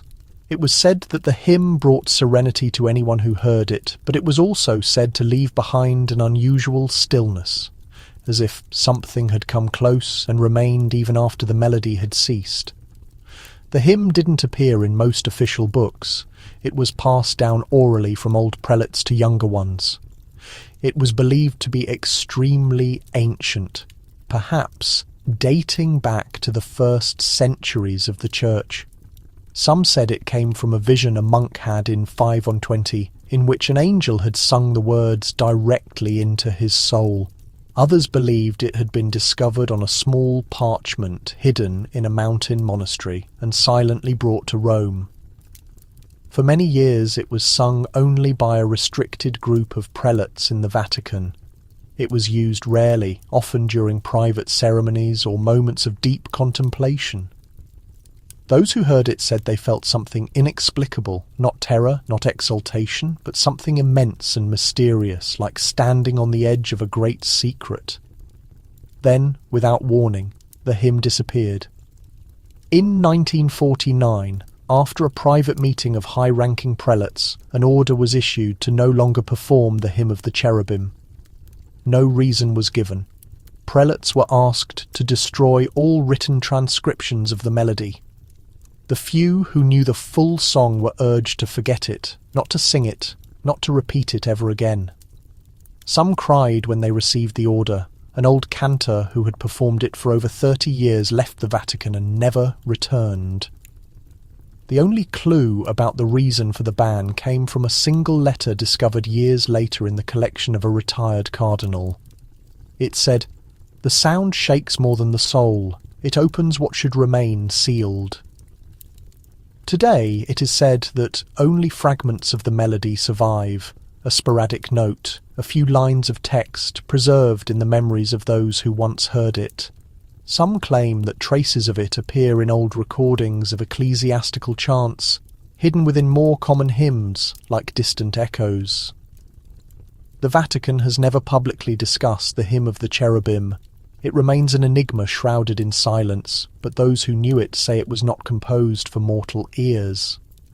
It was a song of angels, too close to paradise, too penetrating for the soul, and so it was withdrawn, not because it failed, but because it worked too well, and in its beauty it touched something that should have remained undisturbed. At night, St. Peter's Basilica becomes something different. The crowds are gone. The square is deserted. The lamps cast long shadows on the stone, and the dome rises in the darkness, watching over the sleeping city. It's a sight of stillness, but not everyone feels calm when they look up at the dome at night. Over the years, visitors and even some residents of Vatican City have reported something unsettling. They say that sometimes when the night is still, you get the feeling of being watched, not from the ground, not from behind, but from above, from the very dome itself. The first recorded account dates back to 1957. A night guard, tasked with patrolling the outer avenues of the square, claimed to have seen something moving on the edge of the dome. He thought it was a large bird, but it wasn't flying. It remained motionless and high, with what he described as an elongated profile and a glow similar to moonlight. When he looked again, it was gone. He didn't tell anyone, fearing he'd be laughed at, but a few years later, a Swiss guard on duty at the bronze doors told an almost identical story. He said he felt a chill, looked up, and saw what he could only describe as a winged figure watching from the edge. In 1973, a prelate visiting from Argentina took a photograph of the dome at night. When the film was developed, a faint white shape appeared near the highest point of the dome. He thought it was a lighting effect, but when he showed it to others, more than one person said it looked like a figure with outstretched wings. The Vatican never commented on that image. In more recent times, the accounts have continued, though quietly. Some visitors who have been there at night have claimed to see unusual silhouettes perched on the dome. Others have reported experiencing sudden feelings of awe or reverence when walking beneath it, as if something from above was aware of their presence. One theory comes from an old manuscript in the Vatican Library which speaks of the Watchers, a group of angels once sent to observe the world. Some believe these beings never left and continue to watch over places of great energy or sacredness. Could St. Peter's Dome be one of those places? Certainly. Many claim they are just shadows and suggestion. The dome is high, the lighting is tricky, and the mind sees what it wants to see. But for those who have seen it, those eyes in the night, that silent weight from above, it's not easy to forget. The dome is still there, unchanged, but perhaps on certain nights there is also something else, not evil, not benevolent, just present, watching, waiting, and always silent. It was just past midnight, on a cool spring night in 1962.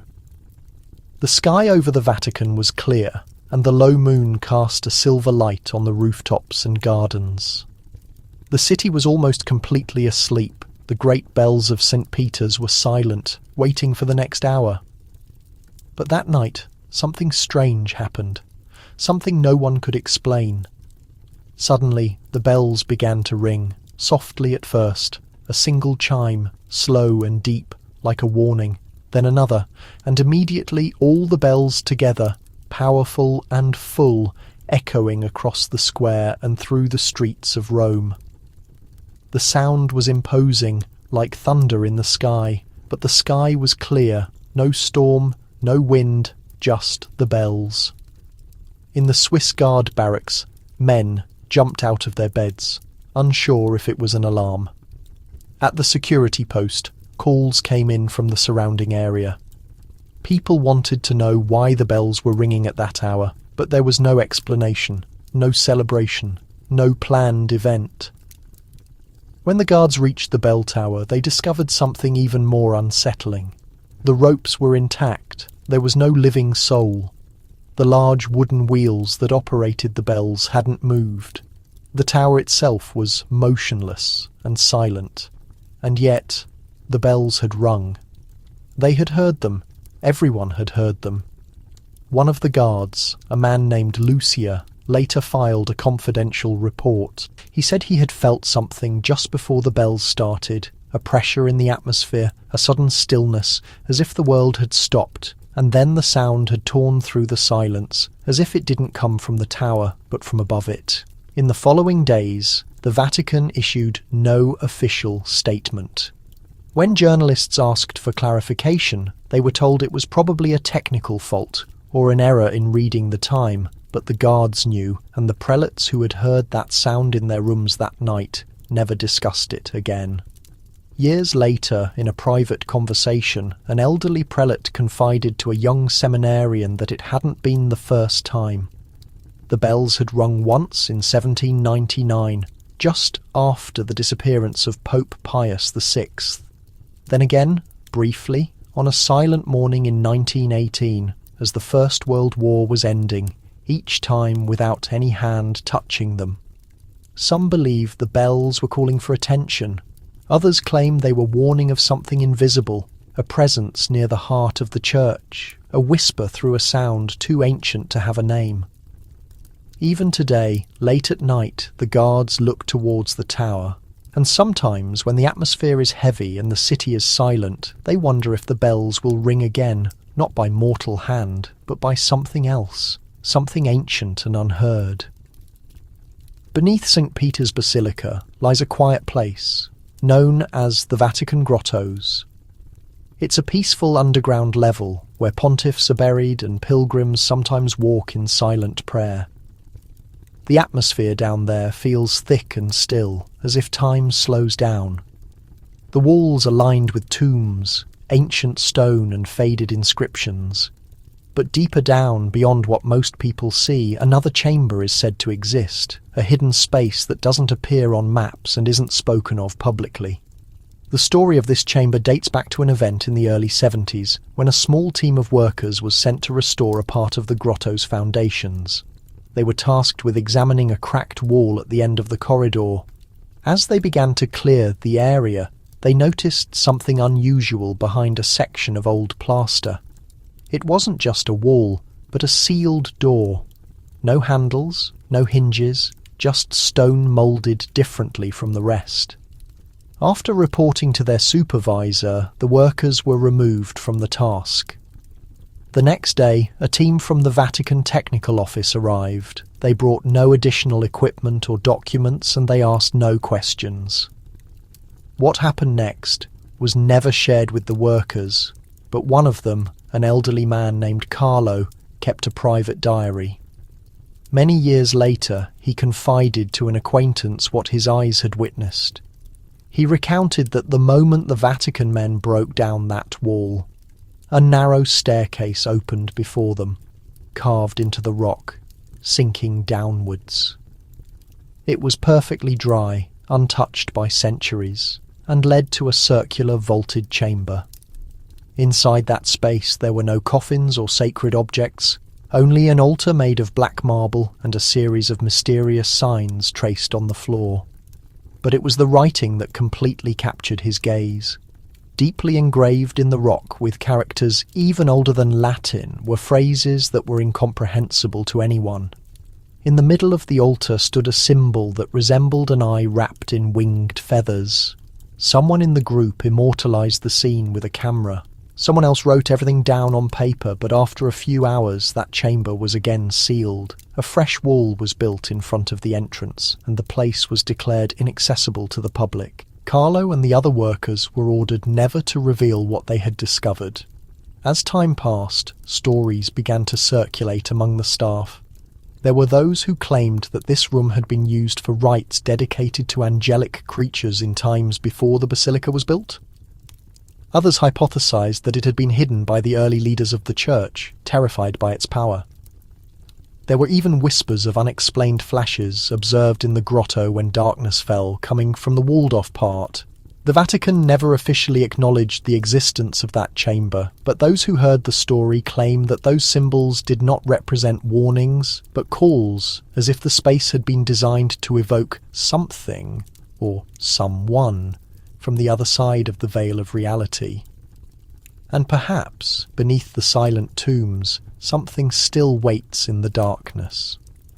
In the summer of 1954, Pope Pius XII left Rome to go to Castel Gandolfo, the papal summer retreat.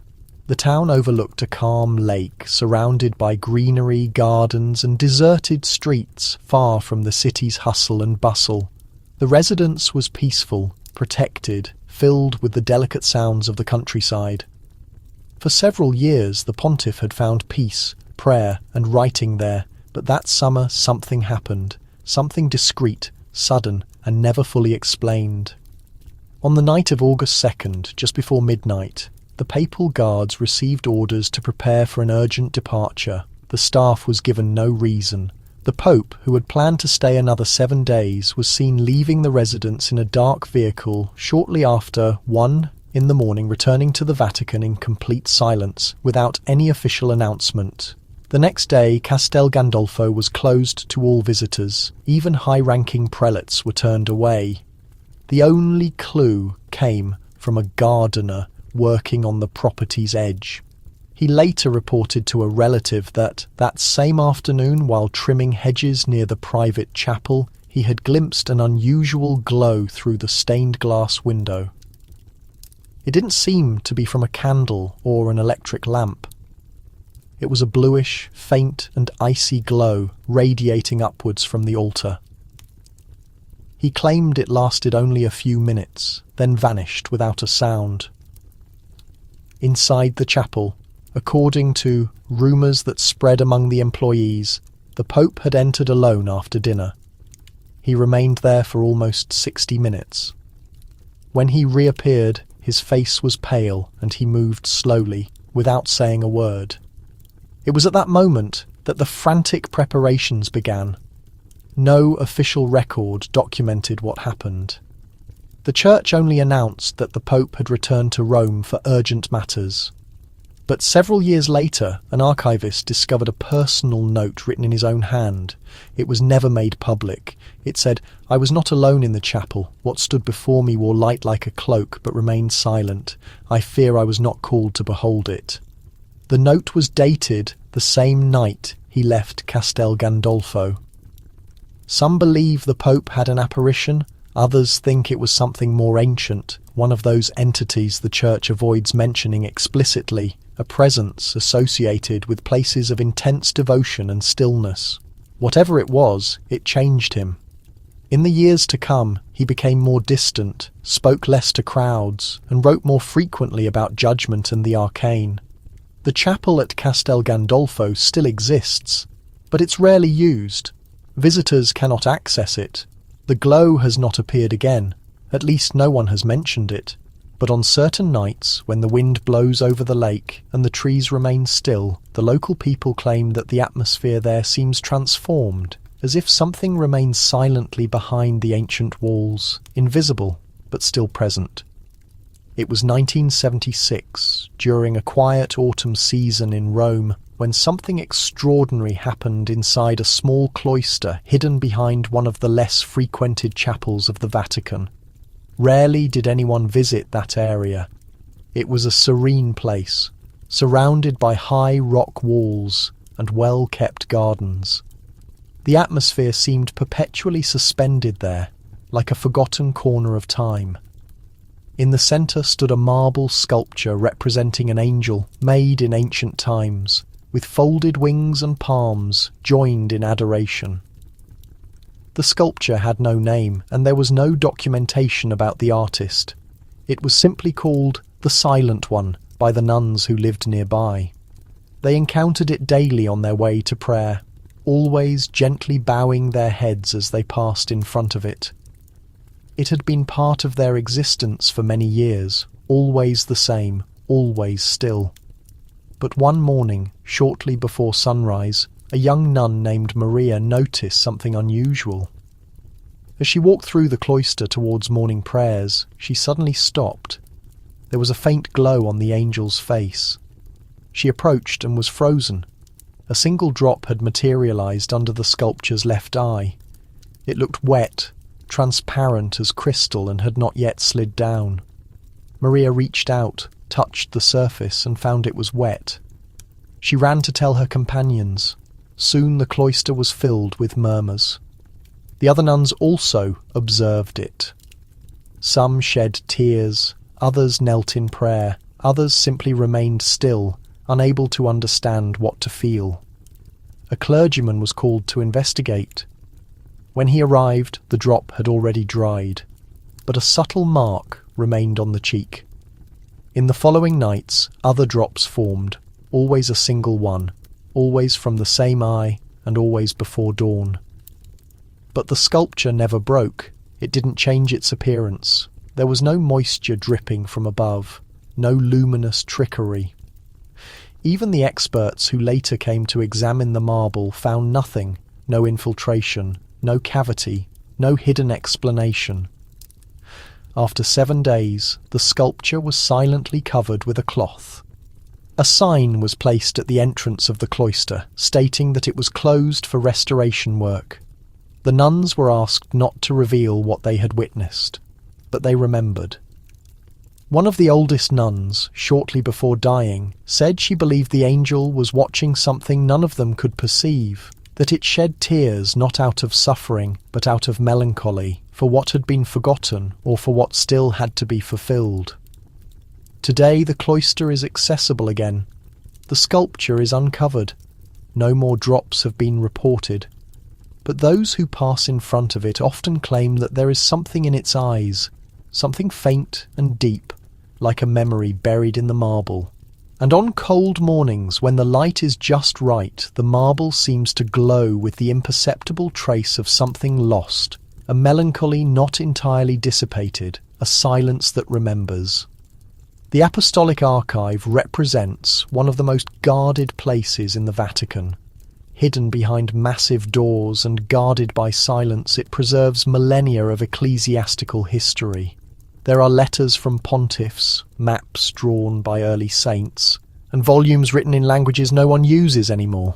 Only a very small group of people can enter here. Most of the time everything is quiet, just the soft rustle of papers, turning pages and footsteps on the stone. But among those who work here, there has long been a silent story, a story about something they call the shadow in the mirror. It began in the early 1990s when new camera equipment was installed in one of the archive's consultation rooms.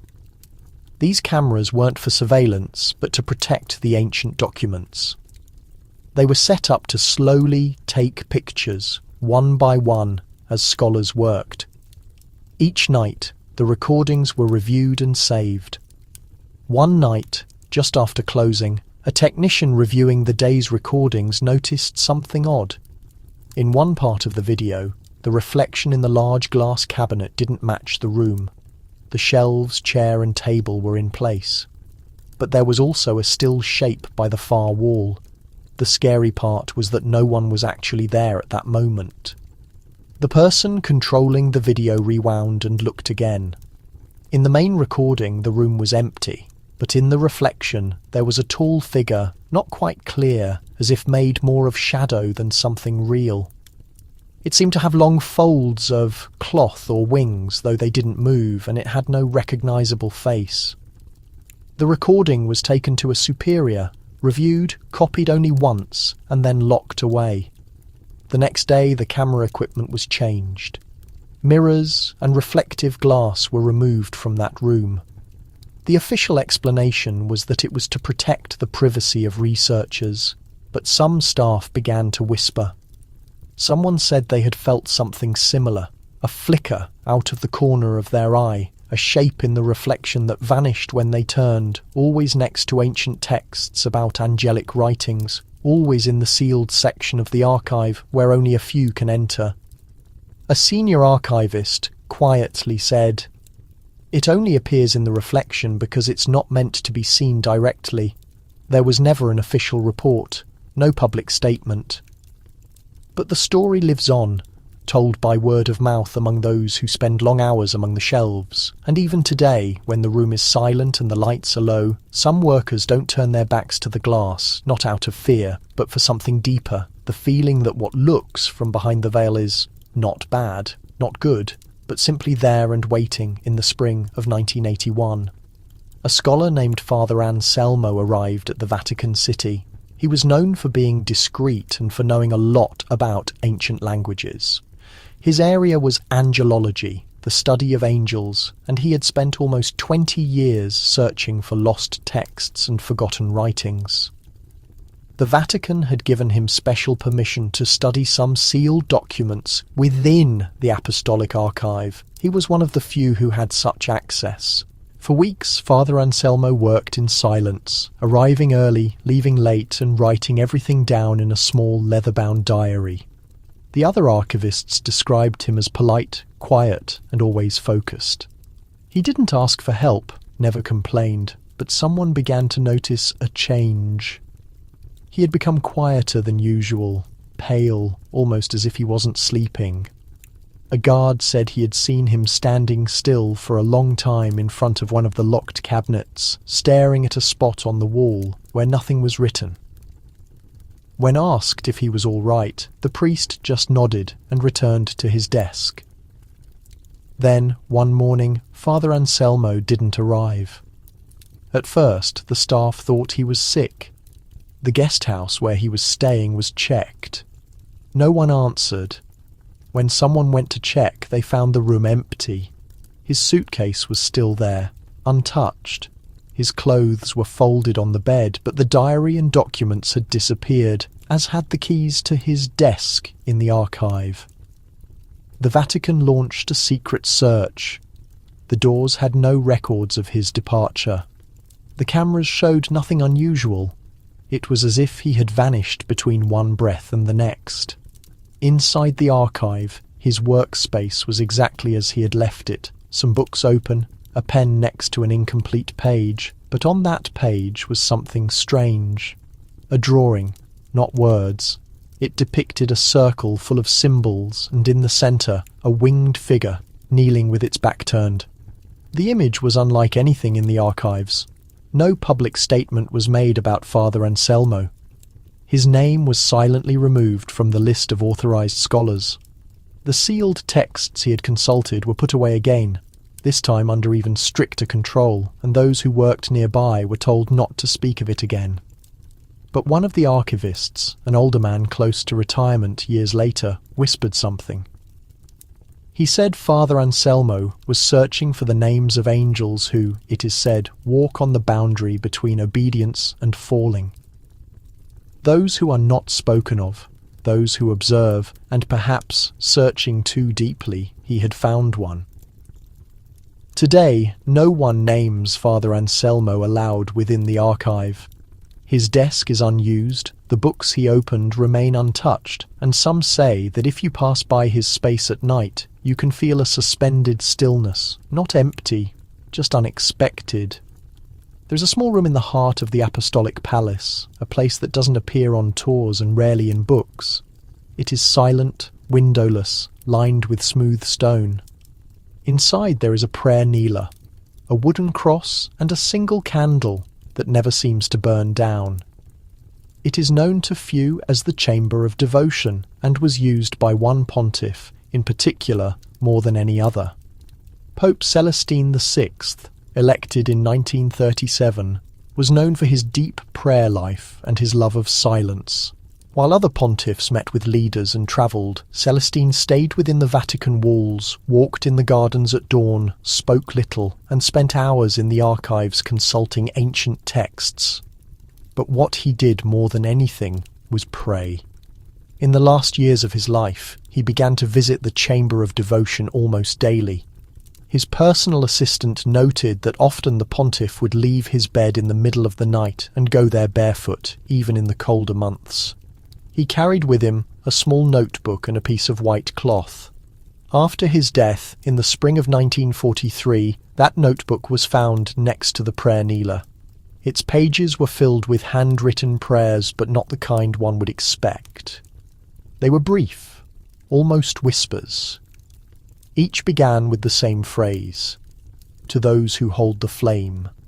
One prayer said, "I do not ask to see them, I only ask that they continue their vigil."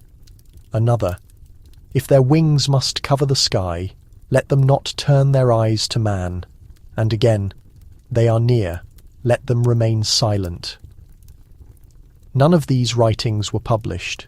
The notebook was placed in the private papal archive and sealed. Only a few high-ranking clergy saw the contents, but the rumour reached some ears, and questions began to arise. Who were they? What flame did he want to protect himself from? And what had he seen to write those words? A cardinal close to the pontiff said that during a night walk, Celestine had confessed something strange to him. He said, "There are prayers that people don't know they need. I offer them because something ancient listens from the shadows." The candle in the chamber of devotion still burns today, only replaced by hand by a single person who has held that role for decades. The cloth Celestine carried with him is folded under the prayer kneeler, its threads already worn. Some believe the pontiff had a vision. Others say he felt the closeness of something beyond understanding, not evil, not benevolent, simply present, holding something too great for man to bear, and so he prayed, not to be protected, but to keep the silence in place. A silence that still rests within those stone walls today, waiting, listening, and perhaps obeying. In the last days of World War II, something happened that changed the planet forever. On August 6, 1945, the city of Hiroshima was struck by a force never seen before. The atomic bomb exploded over the city in a flash of heat and light. Thousands of lives were erased in an instant. The planet stood still, watching, trying to understand what had happened. But far away in the silent corridors of the Vatican a few days later, a letter was written. It wasn't for the public. It was sent by a Jesuit priest who survived the explosion. His name was Father Hubert Schiffer, and he lived in a small missionary house a few miles from the centre of the explosion. Somehow he and the other priests who were there survived the disaster, although almost everything around them was destroyed. The letter, shared secretly only among a few high-ranking members of the church, told a strange part of the story. Father Schiffer said that moments before the sky turned to fire, he felt something, a presence standing between the missionary house and the city. He couldn't make it out clearly, but he described it as a figure of light with motionless wings and closed eyes. He said he felt no fear, only stillness. Then came the explosion. And yet the building remained standing, while others nearby collapsed. None of the priests inside were hurt. Although the blast had shattered windows miles away, some believed it was a miracle, others remained silent. What made the letter even more mysterious was what happened next. Father Schiffer said he had the same dream for many nights in a row. In it, he was in the centre of a ruined city, and above him floated the figure of light. It didn't speak, but it raised a hand as if to tell him to stay still. He would wake up each time to the sound of wings in his ears.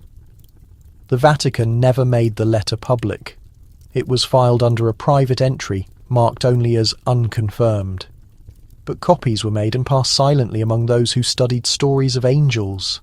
Some began to wonder if this being was one of the Watchers, an angel sent not to destroy but to witness, to be in the moment between life and death. Father Schiffer lived many more years, rarely spoke of the vision, but those close to him said he often paused during prayer, looking up as if searching for something just out of sight.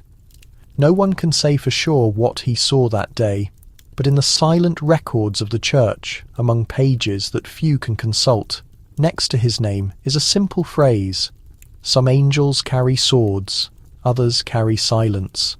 And perhaps on that terrible day in Hiroshima, one of them chose to stay, not to save, not to judge, but simply to be and remember. In the winter of 1968, something strange began to happen in several dioceses across Europe. It started quietly, with a few priests mentioning it in private letters, but soon bishops in Italy, Spain, and even as far as Poland began to report the same strange experience. It wasn't something seen, but something heard in dreams.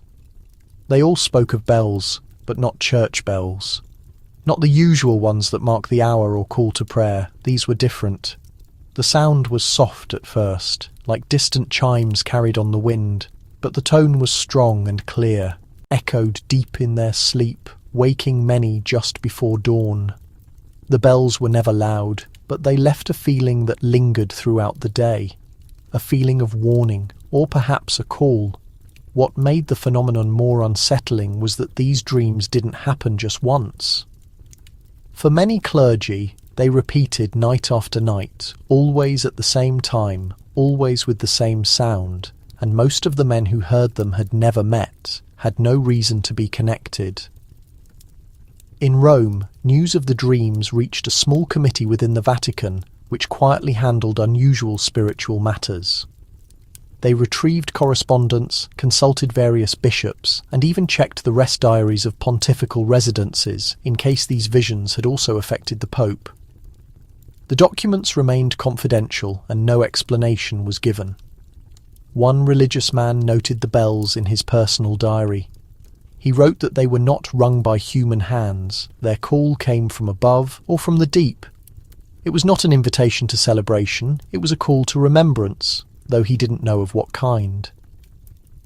Another prelate from a coastal town in Spanish territory recounted that he had seen a presence in his dream, standing on the shore, with its back turned, with motionless wings. The bells began to ring when the presence lifted its face. There were no premonitions or communications received, only that call that repeated every night for almost 30 days. Then, without warning, the vision ended. One after another, the prelates and religious men returned to regular rest, but many remembered the call with absolute clarity even many years later. Some thought it was a collective vision, a form of spiritual signal transmitted to those called to listen. Others interpreted it as an omen, not related to conflicts or catastrophes, but to something more hidden, a change in the invisible realm, a call that not all messengers use words. The Vatican never made statements about the event, but among certain scholars of angelic history, a conviction persists. When angels operate in concert, they don't always communicate verbally. Sometimes they manifest solely through sound. And so the bells resonated, not in sacred buildings, not in bell towers, but in the visions of those designated to perceive. A call that evoked memory, or perhaps something yet to be revealed. Many centuries ago, in the year 590, the city of Rome lay in silence under a sky of fear. A terrifying plague had ravaged the land. The streets were deserted, the atmosphere heavy, and the ringing of bells signalled death more often than supplication. The population murmured that the city was under a curse. Even the boldest kept away from the squares, and many religious feared to utter words of hope. But in the centre of that dark period, something happened that would never be forgotten. Pope Gregory the Great, still new to his role, believed the plague was not just a disease, but a divine sign. He called for a large procession through the streets of Rome, inviting the people to join to pray not for protection, but for mercy. With bowed heads and hushed voices, they walked through the city carrying icons and reciting ancient chants. When the procession reached the Tiber, clouds gathered over the ancient fortress known as Hadrian's Mausoleum. What happened next is still passed down today. Those in the crowd looked up and gasped. Above the fortress in the sky, a presence stood, not a bird, not a human. It was imposing and luminous, with outstretched wings and a raised sword. The presence said no words, but slowly lowered its sword as if sheathing it. The atmosphere changed, the wind stopped, and within days the plague began to recede. Many believed it was the Archangel Michael sent to bring peace to a suffering city. Pope Gregory himself stated that the angel had answered the people's prayers. The fortress was renamed Castel Sant'Angelo, the Castle of the Holy Angel, and even today a representation of Michael overlooks it, with his sword pointing to the sky. But hidden in older documents, guarded deep within the pontifical library, there is more to the story. A letter written by a monk who participated in the procession spoke not of a solitary presence, but of several. He described lights in the sky that formed a ring around the city. He wrote that the sky held its breath, and in that silence he perceived the weight of gazes not from this world. Some believed that Rome had not only been saved, but surrounded, watched, as if a siege had occurred not with armed men, but with silence and wings. The Church only remembers the angel of mercy, but quiet voices have wondered if that day was not just a rescue, but also a foreshadowing that when divine beings intervene so clearly, they do so not only out of benevolence, but for something more hidden, something we are not meant to understand. And so the angel remains even today at the top of the fortress, with his sword raised, not in conflict, but in commemoration, watching over the city, protecting it or waiting. Deep within one of the oldest underground chambers of the Vatican lies a modest object placed on a marble pedestal. It bears no indication, nor is it registered in official catalogues, but those who work in the underground archives recognise it. They call it the crystal box, and no one is entirely sure of its origin or how long it has been there. The box itself is small, about the size of a loaf of bread, made of a dense, transparent crystal that never seems to collect dust. It has no visible opening, no clasp, no seams. It simply sits there, motionless and untouched, behind a rope that no one dares to cross. Inside the crystal lies a single fragment of parchment, ancient and precisely folded. No one can decipher what it contains because the box has never been opened. What makes this box so peculiar is not just the enigma of its contents, but the feeling one experiences when standing next to it. Many describe the same perception, a slight pressure in the atmosphere, as if the room is heavier than it should be. The light seems dimmer around it, even when the lamps are on. Some claim to perceive a deep hum, like wind passing through rock. Years ago, a young religious man tried to examine the box more closely. He approached alone in the middle of the night, without asking permission. In the morning, he was found sitting on the floor, pale and speechless. He couldn't speak for 3 days. When he recovered, he asked to be transferred to a monastery outside the city. He never returned to the Vatican. However, there is an inscription carved into the base of the pedestal, a Latin phrase written in tiny characters. It says non explicatum. The translation is clear, not explained. Over time, many have speculated about what might be inside. Some believe it is a letter written by a saint or a prophet, an omen destined for a time that has not yet come. Others think it contains the name of an angel, one that should not be spoken aloud.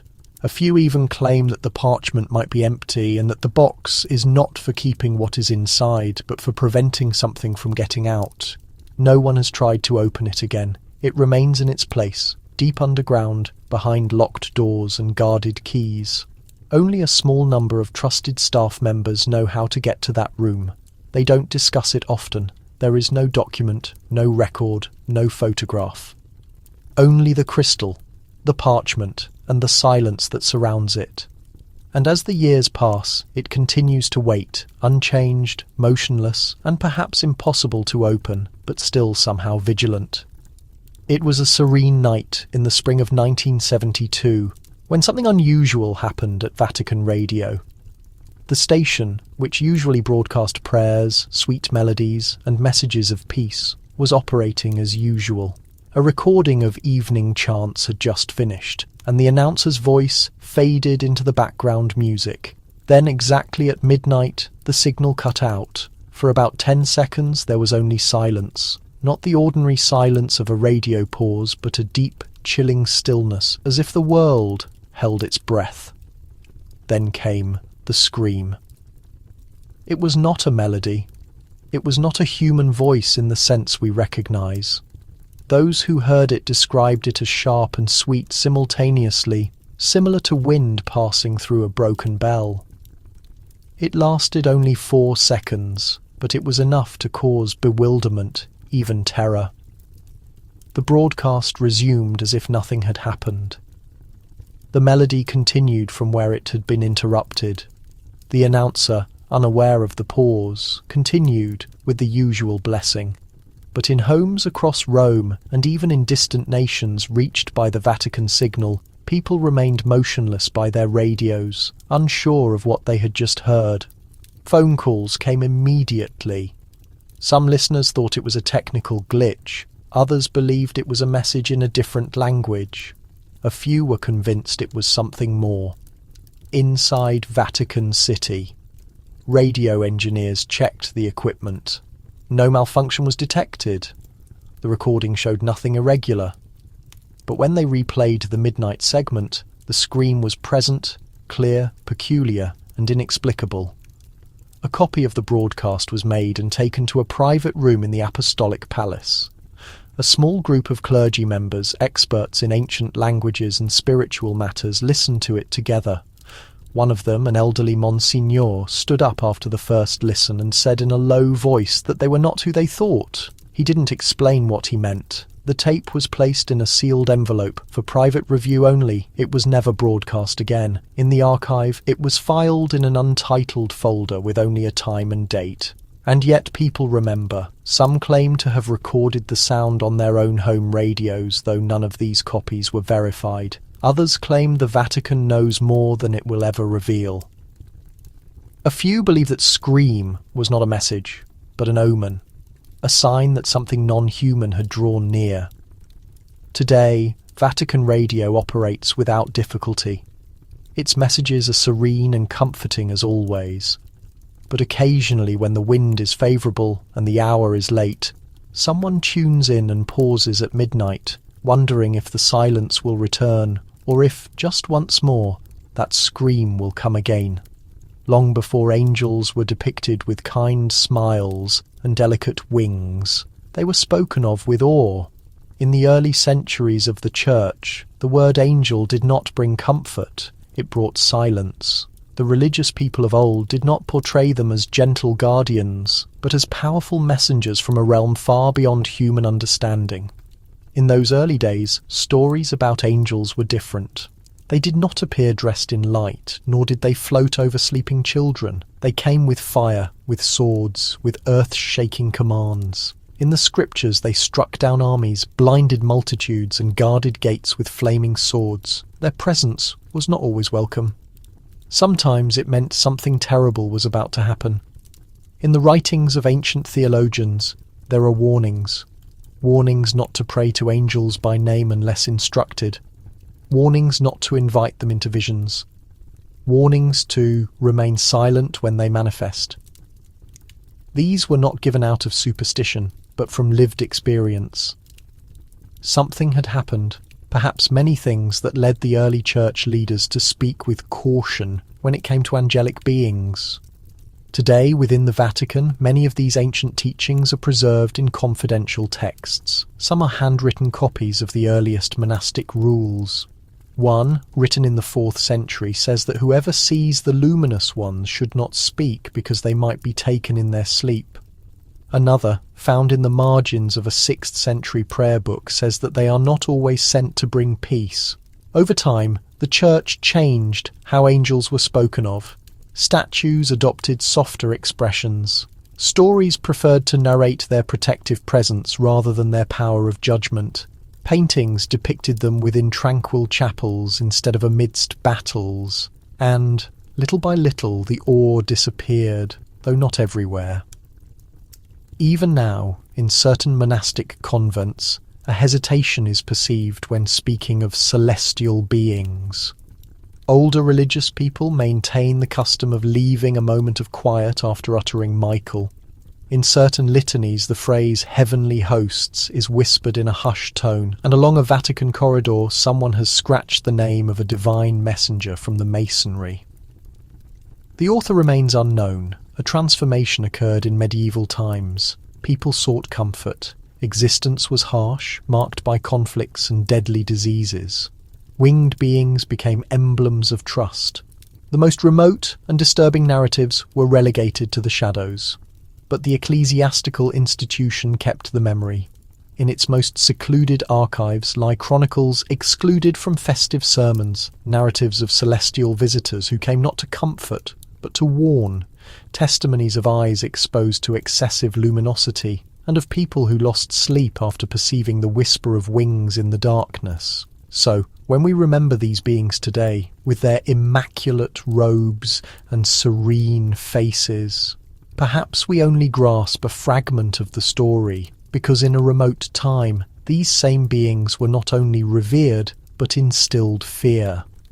In 1961, shortly before the start of the Second Vatican Council, a confidential file circulated among a small number of high-ranking prelates. It did not bear the typical imprint of ecclesiastical documents. It lacked a cover, seal, or official designation, but within its typewritten pages lay something particular, a religious teaching never disclosed to the masses. Among those who saw it, it was called the Hidden Catechism. Most people know the Catechism as a collection of questions and answers about doctrine. It conveys essential principles, those that guide the faithful through life. But this secret edition dealt with completely different subjects. It did not address sacred rites, moral precepts, or the existence of the Redeemer. It dealt exclusively with celestial creatures. The file was short, just 12 pages, but each one had phrases that brought up more questions than answers. One part warned against calling on unknown names. Another talked about heavenly beings showing up without God sending them. The most mysterious part was a sentence that said, "How talking to angels without God's permission can make your soul wander and mess up the natural balance. Why would the Church write such things and keep them hidden?" The reasons have never been fully clear. Some say it was written after a bunch of strange appearances that religious people reported in the late 1950s. Others think it was made because more and more people were interested in personal messages and unauthorized worship involving winged beings. Whatever the reason, the file had to stay secret. Only bishops who were thought to be spiritually ready could look at it. Even they were told not to share it with others, not even their fellow bishops. It was whispered that some pages had notes in Latin, added by smart people who had looked at old books that were now gone. The Vatican never openly talked about this hidden teaching. It was never put into the Church's official collection of rules. It was kept in a drawer, tucked away under other papers, far from everyday use. But whispers about what was inside it have lived on in private talks and a few personal notes. A retired bishop speaking privately years later said it wasn't a scary text, but a careful one. It reminded us that not everything that shines is holy, and not everything that comes from above should be obeyed. Some people think the file still exists, hidden in the archives, seen only by those who are meant to protect certain spiritual boundaries. Others say it was gotten rid of to avoid misunderstandings. But if those pages ever saw the light of day again, they might remind us of something old and often forgotten, that even in a world of light, not every voice should be trusted, and sometimes the Church doesn't just keep the truth, but it also keeps quiet. In the dry, endless silence of the Egyptian desert, long before cities were filled with places of worship and cathedrals, the first religious people lived. They were the Desert Fathers, men who had left everything to seek only God. They lived in caves and simple homes, prayed for hours, and spoke very little. But when they did speak, their words carried deep meaning, especially about what they saw in the quiet of their solitude. Among their writings, kept in old scrolls and passed down in the most private monastic groups, is an unusual and serious warning. These devoted men, who sought only to be close to God, often wrote about appearances, but not all appearances brought comfort. They told of glowing presences that appeared at night, surrounded by a soft light and kind voices. These beings claimed to be angels, calling the monks by name. Some offered secret knowledge, others asked for prayers in return. But the Desert Fathers didn't easily respond. One of the most famous religious men, Abba Anthony, wrote that when a being of light appears, it should be checked out, not welcomed. He said, "If it praises you, send it away. If it demands worship, look away. The true messenger brings humility, not pride." Another monk, Abba Macarius, one day saw a glowing presence outside his home. It offered him visions of paradise and promised him power over sin. Macarius knelt not in worship, but to ask for protection. He later said, "Even Satan dresses in a cloak of light when it helps him." These early stories were not lost. They were kept in dusty monasteries and later added to special collections in the Vatican. Some were translated into Latin and studied by careful religious thinkers. They began to see a connection, a warning passed down by those who lived closest to the line between heaven and earth. The Desert Fathers believed that true messengers never forced the mind, didn't flatter, didn't promise special messages. They moved like the wind, felt but not always seen, and didn't ask for obedience unless sent by God. Over time, as the church grew and winged beings became symbols of comfort, these warnings were slowly forgotten by most. But in hidden corners of the Vatican, old desert texts are still looked at by some scholars. Some monks still keep them by their beds, folded and worn. They don't fear heavenly beings, but they remember well what the first saints learned, that brightness can be a disguise, that voices can trick you, and that in the quiet of prayer, even in the deepest devotion, not every visitor is welcome. So, when a presence appears in a dream or a whisper comes in the quiet night, there are still those who stop, remember the desert, and say nothing. Because sometimes silence is the wisest answer. The papal ring, often called the fisherman's ring, is one of the most recognised symbols of the Pope's power. Each new Pope gets one when he's chosen. It's kissed by cardinals, honoured by pilgrims, and broken with a small hammer when a Pope dies. Many know the ritual, but there's something few notice, an almost invisible symbol hidden deep in its design. For years, craftsmen believed the fisherman's ring only showed St. Peter casting his net into the sea, a way to say that the Pope is the spiritual fisherman of souls. But in certain light, especially the flickering light of candles, a strange mark can be seen along the inner curve of the gold. It doesn't belong to the fishing scene. It's not a letter or a number. It's a tiny wing carved so finely it looks like a crack unless you look closely. Some believe the symbol goes back to medieval times, when Pope Sylvester II added it to his personal ring. He was a smart man, good with languages and old texts. Stories say he once studied a scroll that talked about a divine seal placed on a finger to turn away false messengers. Since then, the wing was quietly added, without anyone mentioning it, and passed down from ring to ring, not always in the same spot. Some rings have it under the stone, others along the band, but it's always hidden from plain sight. Only in the flickering light of a flame does the mark seem to show itself as a feathered curve, simple and mysterious. No official church document explains it. When asked, Vatican jewelers say it's just a design tradition, but anyone who has studied the history of the Vatican knows that's not true. They talk about a short letter found in a forgotten drawer written in 1187 by a papal advisor.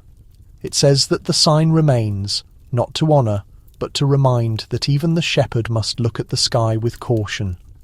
Some think the wing is for protection, others believe it's a warning, a subtle reminder that not everyone who shines from above is safe.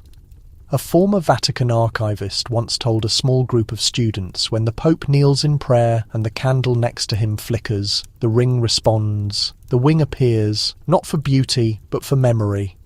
Today, few talk about that symbol, even fewer know it actually exists. It remains a mystery, not written in any book nor announced from the pulpit, just a silent sign in the gold, visible only to those who know where to look, and only when the light is dim, like a whisper that lives in silence, or a feather caught in the folds of history. It was a quiet Sunday morning in 1954 when something strange happened in one of the smallest, most hidden chapels in the Vatican. The chapel of St. Celestine wasn't visited often. It was tucked away behind thick walls at the end of a narrow hallway lined with old stones. Few prayed there, even fewer remembered its name. That morning, a special service had been arranged to honour the archangels Michael, Gabriel and Raphael. A visiting Spanish cardinal had asked for the ritual. He had spent years studying angelic texts, and he believed that this chapel, with its faded paintings of winged beings, was the right place. The candles were lit early. The polished marble floor, a small group of priests stood in their holy robes, waiting for the sound of the bells. The service began as usual. Soft hymns echoed among the stones. Latin prayers rose like whispers in the air. And then, right after the gospel reading, the candles shook violently and went out all at once. The room became cold. The silence that followed was heavy. A priest later said it felt like the chapel had sunk into the earth. Then, without warning, the altar cloth caught fire. It didn't spread like a normal fire.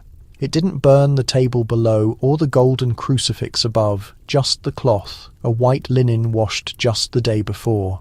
It burned quickly, turning to ash in a few seconds, with no smoke or smell. The cardinal stepped forward, his voice calm but firm. He told the others not to panic. He finished the prayer from where he had stopped.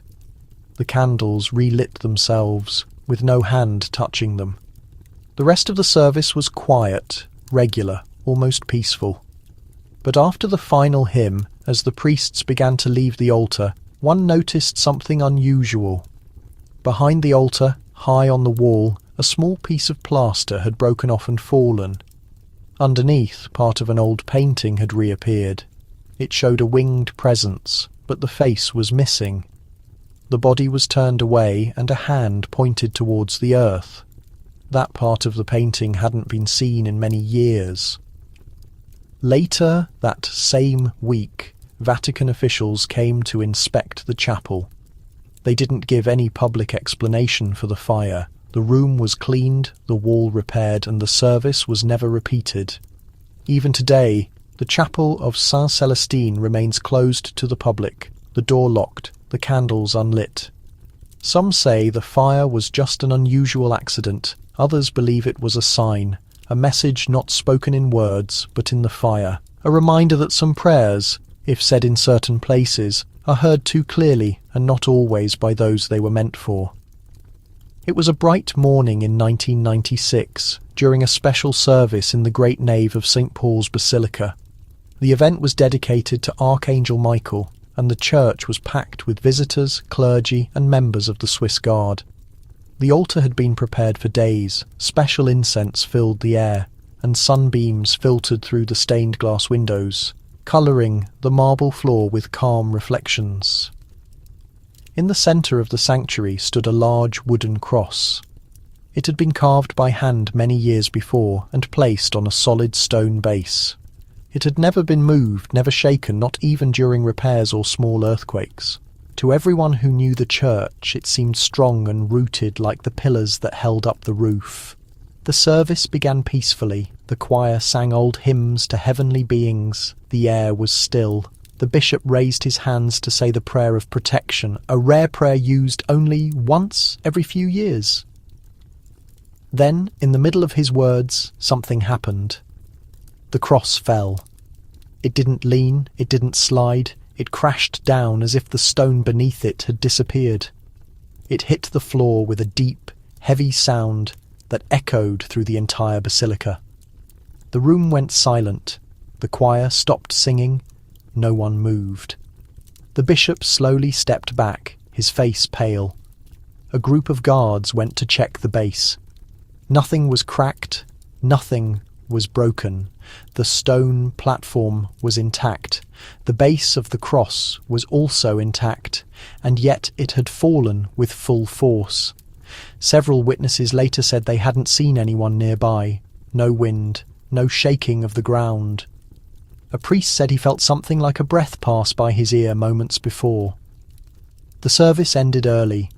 Visitors were asked to leave quietly. The basilica doors remained closed for the rest of the day. Later, in a private meeting with church officials, the incident was called an unfortunate symbol. Although no official report was ever written, some said it might have been a warning. Others believed it marked disapproval, not from heaven, but from something else, from another place. The fallen cross was put back on its stand the next day. Since then, it has remained upright, but those who serve in that basilica still remember that morning. The bishop retired just a year later, giving no public reasons. In a letter to a brother, he wrote that the cross fell as if it had been pushed and not by human hand. Today, during angelic services, the cross is surrounded by ropes to keep people from getting too close. Some say they still feel a chill pass by when they get close, a reminder perhaps that symbols of faith can sometimes fall. And when it happens, it's not always the earth that moves first, but the air. In 1978, deep within a quiet gallery of the Vatican museums, a group of art historians gathered to study a series of ancient paintings. These paintings, which had been hidden for many years behind layers of dust and forgotten walls, had been brought to light during a careful restoration. They showed scenes of paradise filled with splendid presences, wings spread, faces turned towards the light. One of these paintings particularly caught their attention. It was large and filled with heavenly beings arranged in a harmonious order. Most were easy to recognise. There was Michael with his sword, Gabriel with a lily, Raphael next to a traveller. Each being had a symbol, and each followed the ancient teachings of the Church. But in the corner of the painting, near the edge where the light faded into shadow, was a presence no one expected. This being held no symbol, had no name written next to it. Its wings were darker, its clothes simpler, and its gaze was not directed upwards, but away from the others. Where the others turned towards heaven, this one pointed towards the earth. At first, the scholars thought it was a mistake. Perhaps the artist had added an extra presence for balance, but on closer inspection they noticed something strange. The style of the face, the folds of the clothing, even the brushstrokes were slightly different, almost as if it had been added by another hand at a later time. The records from that time, dating back to the 14th century, didn't mention this extra presence. The old Vatican guides didn't include it, not even the official church catalogue of angelic presences listed a being with those features. They had found a presence that shouldn't have been there. The Vatican quietly removed the painting from public view. A curtain was lowered in front of the gallery, and only a few experts were allowed back in. Rumours spread among the museum staff. Some said the painting had changed overnight. Others believed that this presence had always been there, but that eyes hadn't seen it until the appointed time. A restorer, who left the project shortly after, spoke privately of what she'd felt. He said, she'd done a condance. The presence wasn't looking at us, it was looking through us, and I don't think it wanted to be found. No official statement was ever issued. The gallery reopened with a new exhibit a few months later. The fresco was never shown again. Even today, the image of the nameless presence remains locked in an underground room of the museum, hidden behind protective cloths and sealed records. Some believe it was a forgotten part of a lost teaching. Others think it was a painted warning, and there are those who wonder if the artist actually painted it. Because sometimes what appears in the corner of a painting is not part of the design, but part of the message. There is a book that very few have seen, and even fewer have truly understood.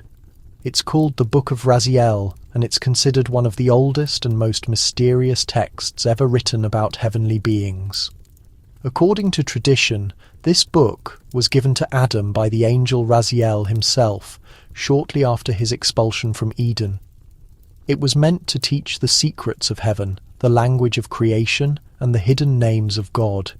It is said that the book passed from hand to hand throughout the centuries. Enoch, Noah, Solomon, each, it is said, guarded it and learned from it, but over time the Book of Raziel was lost, or at least disappeared from the world's sight.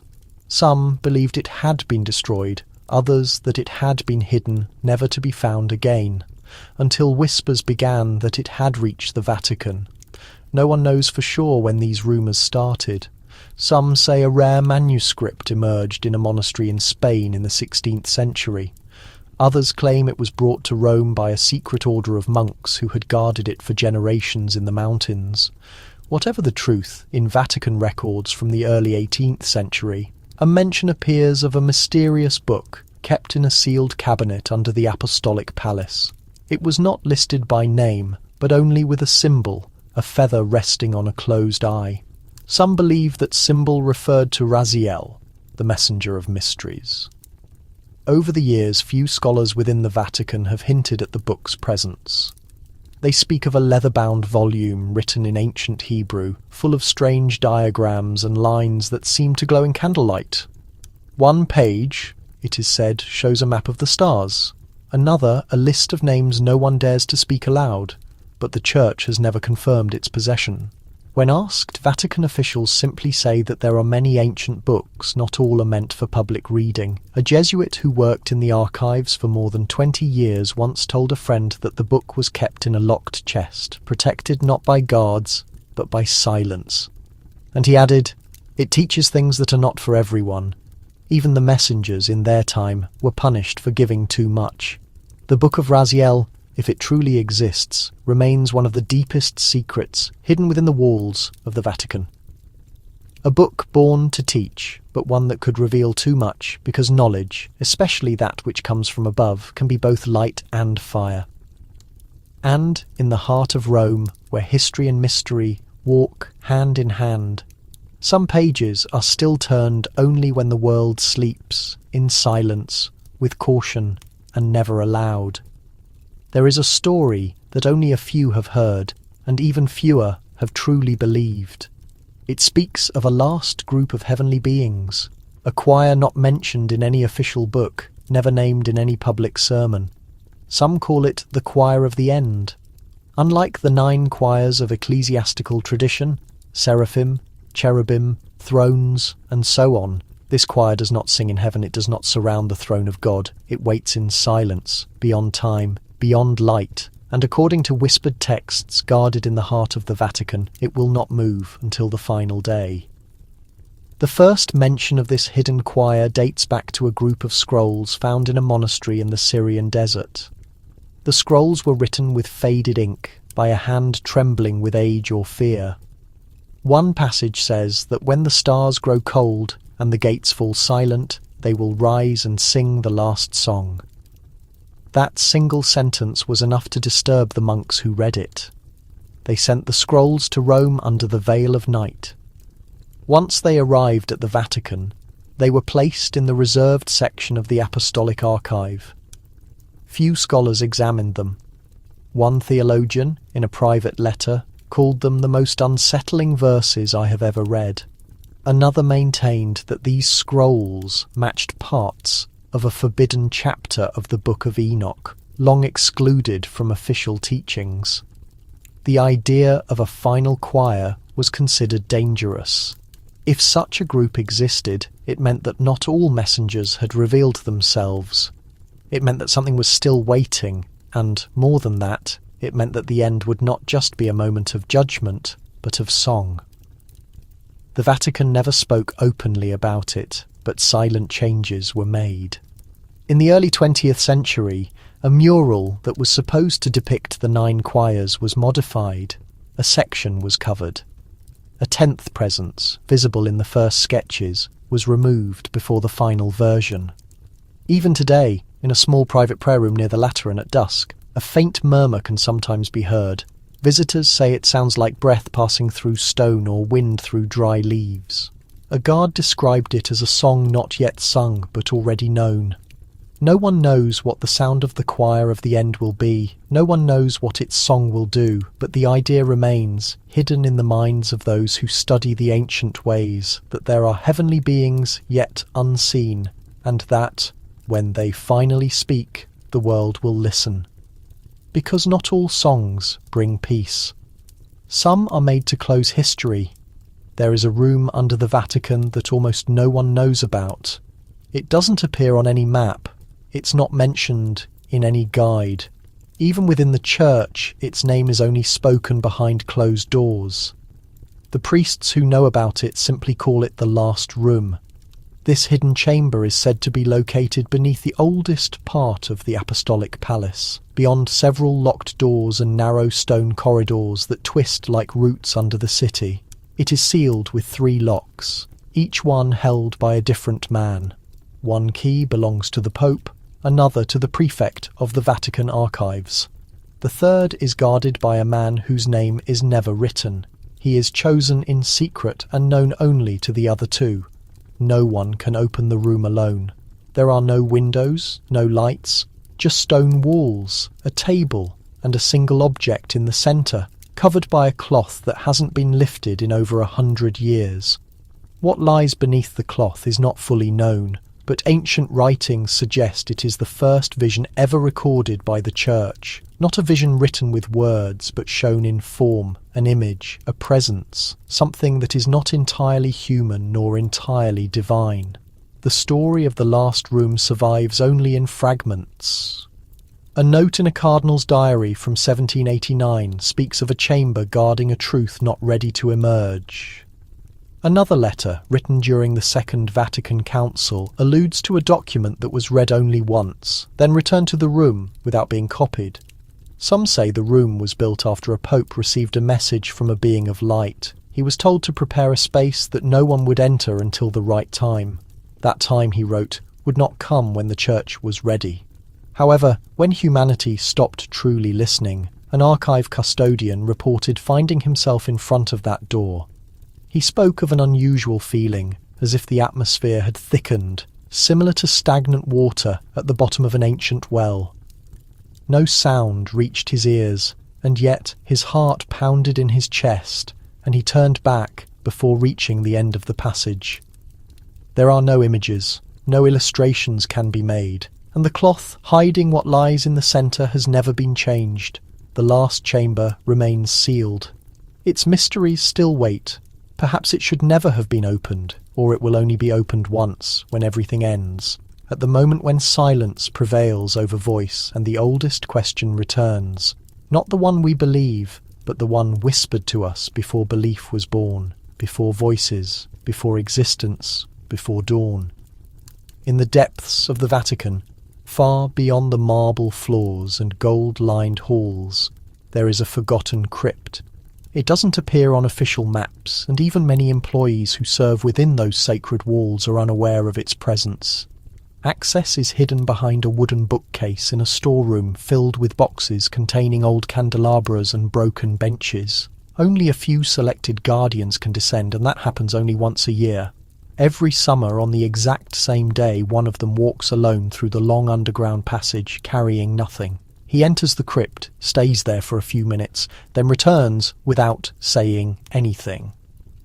If you ask why this custom persists, the explanation is always the same, to confirm that it is still present. But what they are checking for is not gold, nor papers, nor relics of holy figures. It is a single white feather, always the same size, always the same shape, lying delicately on the stone, precisely in the centre of the space. No birds live in the Vatican crypts. There are no openings, no cracks in the walls, no air currents from outside. The environment is dry and static, too hidden for any living creature to reach. However, annually the feather appears, impeccable, intact, without dust or traces of aging. The first document about the feather dates back to 1765.